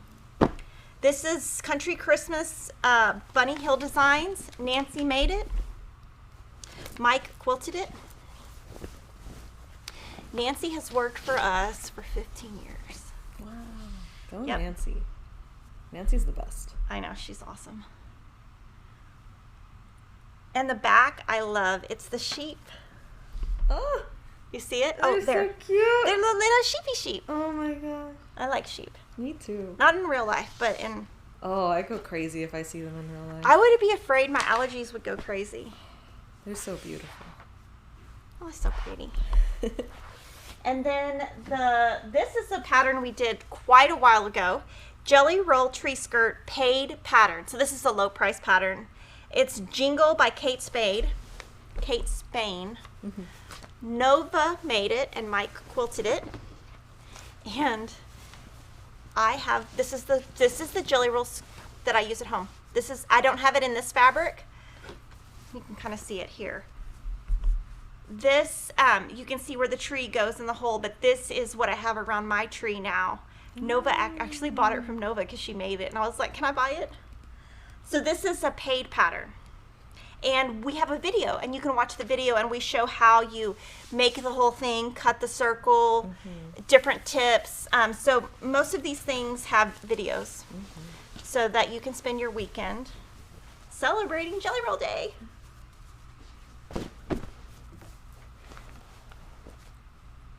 The quilt in the background is part of that. Okay, sorry. She's trying to tell me. The quilt behind me, the red and white, is postage stamp star. It uses Bella solids. It's a classic and vintage, so we have a video. The block is a completely free pattern. If you want to turn it into a quilt, we have a low-priced PDF for it, and Mike quilted it. Yes. This next one is huge. Oops, I just dropped stuff. I'm sorry. I don't know what I dropped. Spellbound at Midnight. It is the name of the pattern. It's Midnight Magic fabric. Jocelyn designed it. Victoria stitched it. Mike quilted it. Okay. So tell me about the pattern, Lily. Tell them about the pattern. Yeah. So it's a paid PDF pattern. It was released a while ago, so there is a video that goes with it. And the video, you'll see the fabric is different from this one. So we've recolored it in this. And can I have the jelly roll behind you that's Halloween? Oh, yeah. So I think when Jocelyn designed this, she was kind of thinking spider web. And thank you. This looks good with it. This would be the Halloween figs too by Fig Tree would look great in this because the design fits Halloween. So it's a paid pattern, but we have a video. What ruler do you use? Let me double check. I know we used a ruler. I don't remember. I feel like Nova said the Cat's Cradle. The Cat's Cradle. Oh yeah, the Cat's Cradle Creative Grids ruler. Yes. Put this on the cart. Okay, the next one. I dropped this, sorry. We have this double tumbler ruler by It's So Emma. And this is uncorked metallic by Wyndham. Teresa made it and quilted it, and she just came up with it all on her own. So she took the skinny side of the tumbler, put it on the jelly roll, and made this. So if you want to make a jelly roll quilt that is just tumblers, you can use either the chunky side or the skinny side. And this has a paper on the back of the ruler, and when you get the ruler, you take the paper off. So you would be able to see through it. So I'll show you all the colors. So pretty. And she did a really nice, let me show you, okay. It's not flange, it's actually a sewn border. So look at that accuracy. Wow. So she's got a skinny border, and then she put the binding on, and then on the back she put black. Oh, okay. And Nova said it was the Creative Grids 90-degree double strip ruler for Spellbound. Thank you. It's hard to remember. I can't. I try. This is also a video that Lily and I did in a live stream. It was actually last year's National Jelly Roll Day. Okay, last year's National Jelly Roll Day. I used the 7-inch, I know I remember that, the 7-inch finished triangle paper, which is right here. It's called High Roller. It is called Sweet Christmas. So you have to watch the video for the pattern to know how to do it. And then we have a PDF that you can print out for free, and it tells you different layouts, like if you wanted to make it a table runner or, different sizes. And so for this year's Jelly Roll Day, we did what's the name of Confetti Stars. And then this one is last year's called High Roller. Yes. It was also made and quilted by Denise. Okay, yes, sorry. I missed it. And this would also be great for jelly rolls is our pineapple paper. We have 6-inch pineapple paper and 12-inch pineapple paper. We have videos on how to make it or how to use the paper. And there are instructions also included.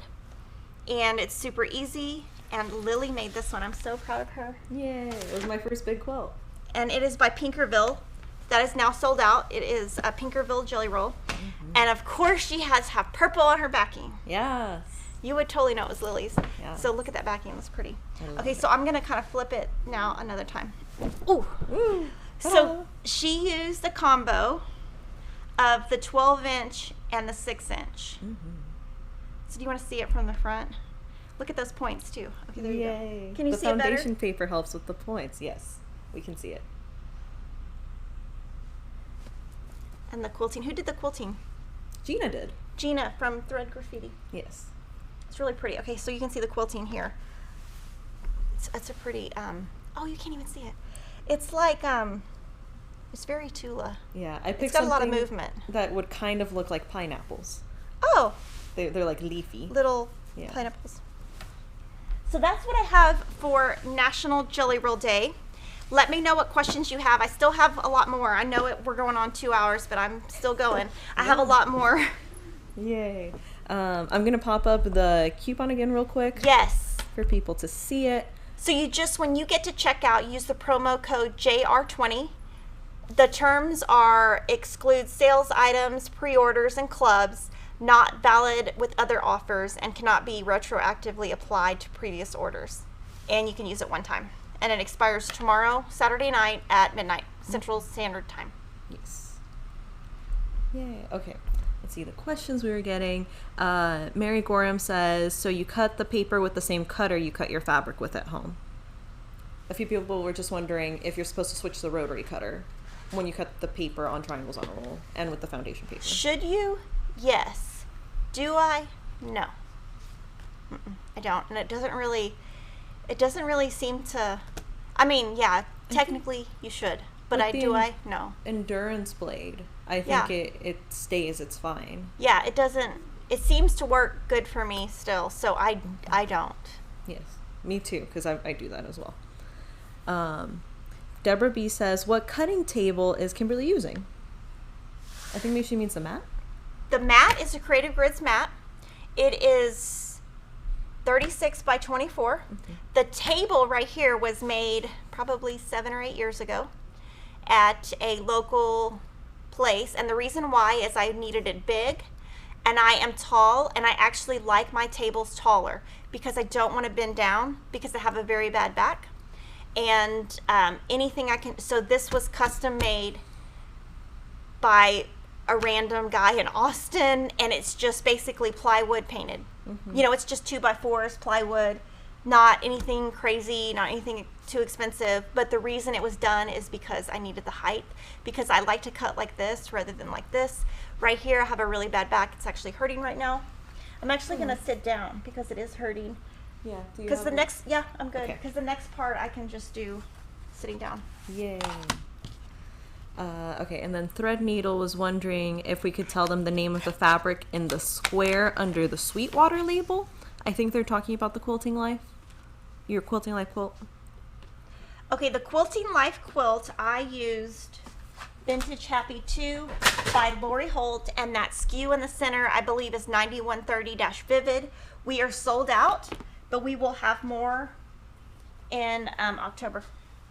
I'm just moving everything so I can sit down, sorry. And then I do use these little, I didn't show you this, these are little buckets that I use. I've had these for, gosh, I don't know, forever. I think I got them at the Container Store. But I use these to kind of put everything in there. Another thing that is great, this new tool, I'm going to show it next week, how to use this. I'm going to show this next week.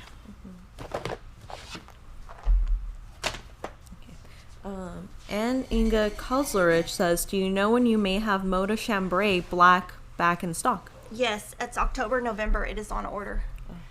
That one is made in a different country than normal cotton, and so that one usually has a longer delivery time because of where it comes from.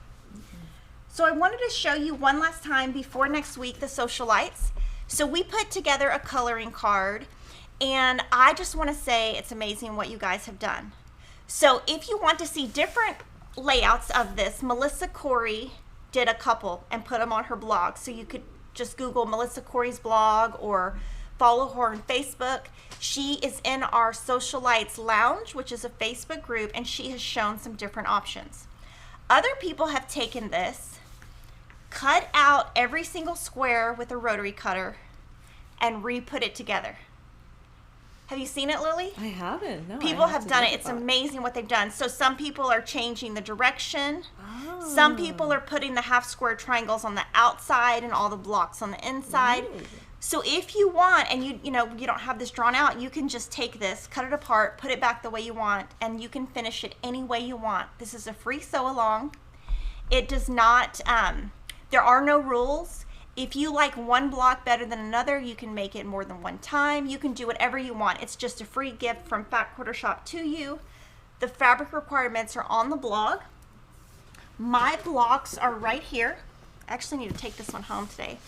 This is a $5 box from Target, made out of paper. And every single block is in here. I made the 9-inch, the 6-inch, and the 3-inch. So next week I will be showing you my tips, and I don't know which size I'll do. I'll probably pick one. I'll probably do 9-inch just because, I don't know, haven't decided yet. But I'm going to sew it next week for you. But all my blocks are in here, so if you're looking for a way to organize, we've got this. We do have a Sewcialites cute little keychain. I'm going to put it on my car keychain. We've got that, and we have a binder that's coming, and you can put this and all your patterns in it each week. And so I'm going to actually show you what I do is Nova and Crystal put together, what are they called? Plastic dividers. What are those called where you put plastic and you put the paper in? They're like at the office supply. I'll show you next week. Oh, yay. Here we go. So it's a binder. It just hasn't come in yet. Well, actually it has. We're packaging it. Sewcialites. It says Sewcialites. You can put it on your keychain or on your bag. And we're going to have a binder, but what they did is they put them in plastic covers, like sheet covers, paper covers. I don't know. I'll show you next week and you can tell me what they are. Yeah. And then you can put them in each week, and then I'm going to show you how, I do my little calculation on how I make my block. Now, all the blocks are going to be written the traditional way, or the way that you would normally do them on the videos, not every single week, but some weeks I'm going to be giving you tips on how I do it. Now, the patterns are not going to be written that way. I'm just going to show you how I do it, which is a little bit different, and that's okay, but we don't write our patterns that way because there's no way at home you would be able to figure out what in the heck I was doing. So the videos are my way of just showing you things that you might like and might not like. Sheet protectors or page protectors? That. Yes. Yes. Thank you, everyone in the comments. Yes, sorry. I get a little forget stuff a lot. I didn't remember either. On the videos. Okay, so I'm going to show you some new items that have come in stock since last week. I'm going to put them all on the table at once. So we finally got this back in stock. This is Cut Sew Press. These are quilts by Lori, so there are 4 different quilts. They're all pieced, and we will be putting this into cross stitch. But now we have the quilt pattern in stock. You guys had asked, so we now have that. Her Sew by Row pattern is also coming in stock. We're waiting for it to come back from the printer for Riley Blake. Riley Blake published these, so that will be available soon. Somehow I have this new obsession to flannels, even though I don't use them. Yes. This is the new Mammoth flannel. It is one of the best-selling groups that we have from Robert Kaufman. Continually sells, and there's a lot of SKUs, but this is their new colors. They come out with new colors every year and discontinue some. They also came out with Shetland flannel, which has a different look. It's more of a solid look. This one's more of a polka dot look. So if you like flannel, these are new. Something about when I have just been seeing the flannel, it makes me want to make a quilt. Yes. So those are new, Robert Kaufman, and they both have, well, this one has squares. So you can see how much thicker. Can I see one of the layer cakes over there, pretty please? Yeah. So I'm going to show you how much thicker flannel is than cotton. So this is Robert Kaufman. It has 42 squares. Thank you. This is Moda, and it has 42 squares, and it's cotton. So you can see how much thicker flannel is. So that is a new layer cake. And then this is what I'm excited about. I'm taking this home. Woo. So Lori has had B basics and B backgrounds for a while. So B basics are continuous. I'm gonna flip through every single one. These are continuous colors that she is going to always be using. And this is a combination of some of the old SKUs and some of the new SKUs. And they're available in a layer cake, and we also cut a fat quarter bundle. And these are great to have in your stash. So these are going home with me. Woohoo. Cannot wait to get these in my car so I can do something with them. So these are more of colored. So these are the colored prints. And like you can see, some are duplicates, so that's the same print.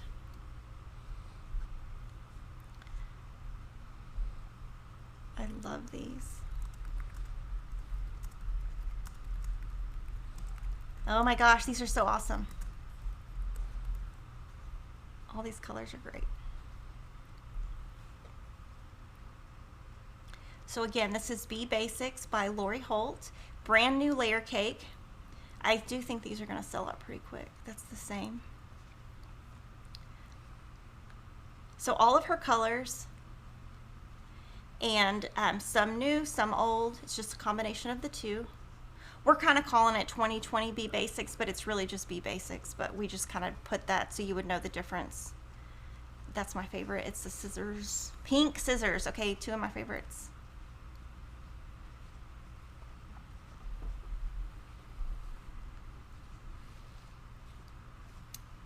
Daisies, hearts. So that is brand new from Lori. And then B Basics and backgrounds. These are all background prints, but some of them are in the B Basic prints that are in this other one. So these are backgrounds. So if you have been looking for this, which has been, we don't have the fat quarter bundles. Oh, actually we do. We cut them yesterday. So we have fat quarter bundles of this also, but this is the layer cake, and this is a combination of new and old, and these are amazing. So if you like Lori Holt, if you buy her books, if you do her applique sew-alongs, this is for you. So this is going home with me too. So cute. And her new colors also, there are some new colors of this that go with the Prim collection. And if you want to know which ones match the Prim collection, if you're on fatquartershop.com, all you have to do is go to the collection, shop by collection, click on Prim, and these pieces are on that page. Sorry, the pieces that match the Prim are on that page so that you don't have to worry about if it's going to match or not, because she designed them to go with Prim. And this is this is the perfect print for backing for me. Something like this. Oh my gosh, this too is so awesome. Okay, so Lori, you and I, we're gonna have to figure out what we're gonna make with this. Ooh. I know, I'm gonna make something. I have used this on so many quilts. We use this on the Be Patriotic Sew Along as the background. The Be Patriotic bundles, just so you know, we've gotten them in 3 times. There is one SKU that I'm begging Riley Blake to reprint so I can make more. So Lori, if you wanna put a little plug in to try to get that reprinted, it would help me. We can make more bundles. We're just waiting. We have everything but 2 of the SKUs. This is so pretty. And this one, this is like a little brown X. I use this. My twins have quilts in their bedroom that say their names, Peyton and Will, and this is the one that's on the background of Will's. And somehow they haven't gotten ruined yet.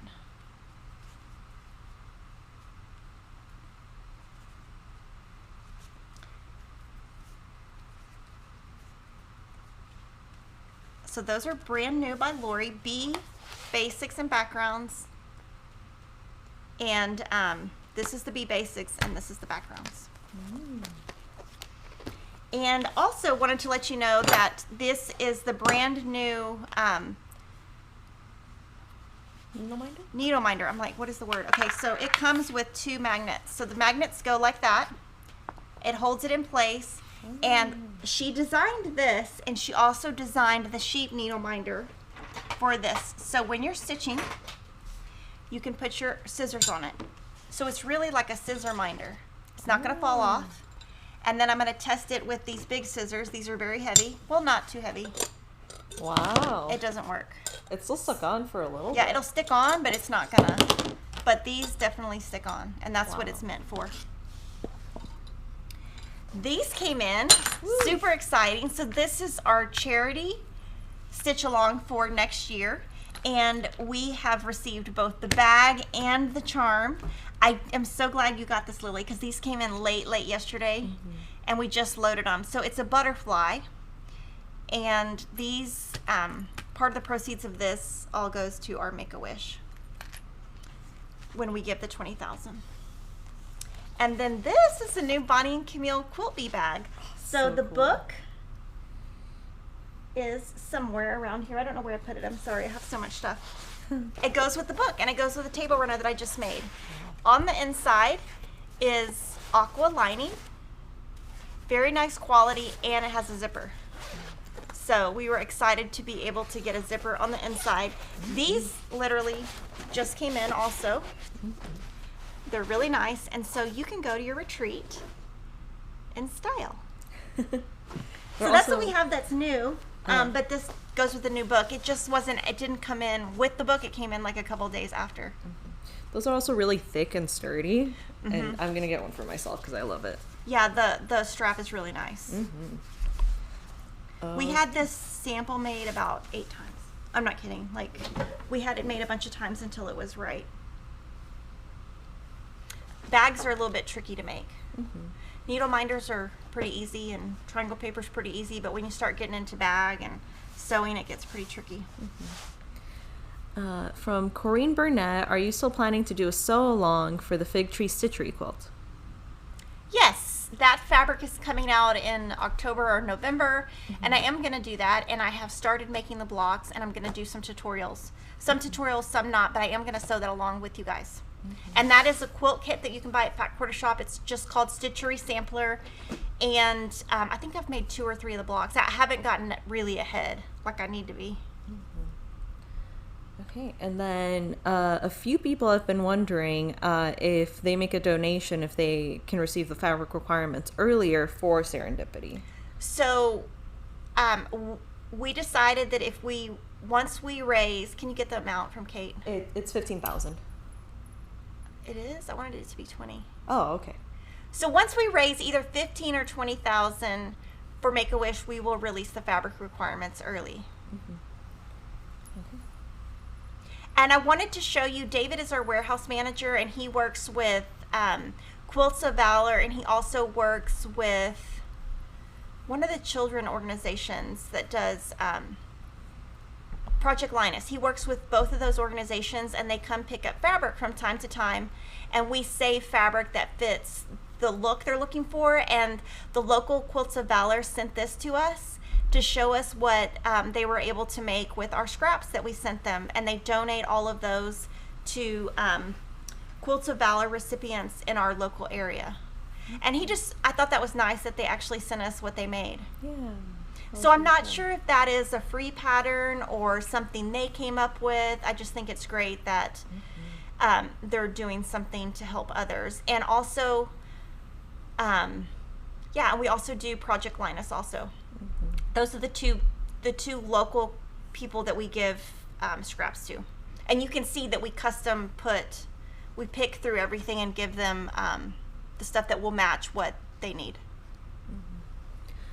Okay, from a few questions here. From Laura Swenson, is the bag lining made of plastic? No, it is fabric. So it is a canvasy fabric, and it is the same as the handle. It's not the same fabric. They're a little bit color different, but the same material. Not the same color, but the same material. From Judy Haku, what are the super chats and what are the dollar figures for? Oh, okay. So Super Chats is something that YouTube provides for people who do live streams. And during a live stream, if you wanted to donate, it's kind of like a virtual tip jar.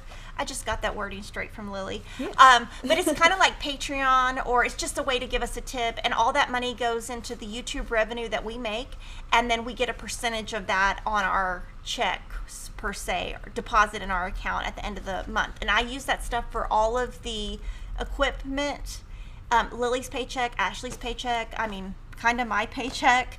But there are lights everywhere. Lily's actually looking into getting more lights and more things so that she doesn't have to move around as much stuff since we're videoing more. But it's all equipment and pays our salary. It's totally not necessary. You don't have to do it. Don't feel like you have to do it. We will read all comments, and we will not just pick people who do super chats to do comments. Sometimes we do have so many people in the chat that we do miss some, but it's just really hard with a lot of people watching. Okay. From Deborah Greenfield, instead of a needle minder, I think I need a phone minder. My phone has slid off my project board several times this week as I was going from place to place. I wonder if it would stick. I think you're not supposed to put your phone next to magnets that strong. Oh, okay. Well, then I won't. Yeah. I think it's already My acting phone's up. already broke. So what happened was last Saturday, Emma had dance when I was, Sunday. Well, actually, she had dance Saturday and Sunday. But Sunday, she had a photo shoot that was required for her team or whatever. I don't even know, honestly, what it was for. But I had to drive her there. So I was making this quilt. I drove her there. And then I drove home. And then Kevin went to get her. And then they tried to call me. They tried to text me. My phone wouldn't work. And then they got home and they were worried that something happened. And I was like, what are y'all worried about? I was like, there's nothing on this phone. And then now when I call Lori, it's scratchy. She's really the only one, her and Priscilla, that's who I talk to on the phone. But when I call, it just, you can't hear, it just keeps cutting out. So I need to either get a new phone or get a new SIM card or something. Okay, from House of Stitch and Stash, Dear Fat Quarter Shop, and Lori Holt, please make shopper bags, the reusable bags, so I can put my groceries in it in style. Okay. She does have a bag in the works. It's not a shopper bag, though, but it is much bigger. And it is stylish. Ooh. And it will come out December, January. Ooh. It's actually already being made right now. Exciting, exciting. And then we did have a new YouTube member, Cheryl Cronquist. Welcome, Cheryl. Thank you. Yay. So guys, thanks for watching. I hope that I have inspired you in some way or taught you a new tool. I will be back next week with Sewcialites, and we will do something very similar. Well, I will take the pattern, show you the Kimberly way, and hopefully that will help you in your very first free Sewcialites block. So see you next week. Bye, everyone.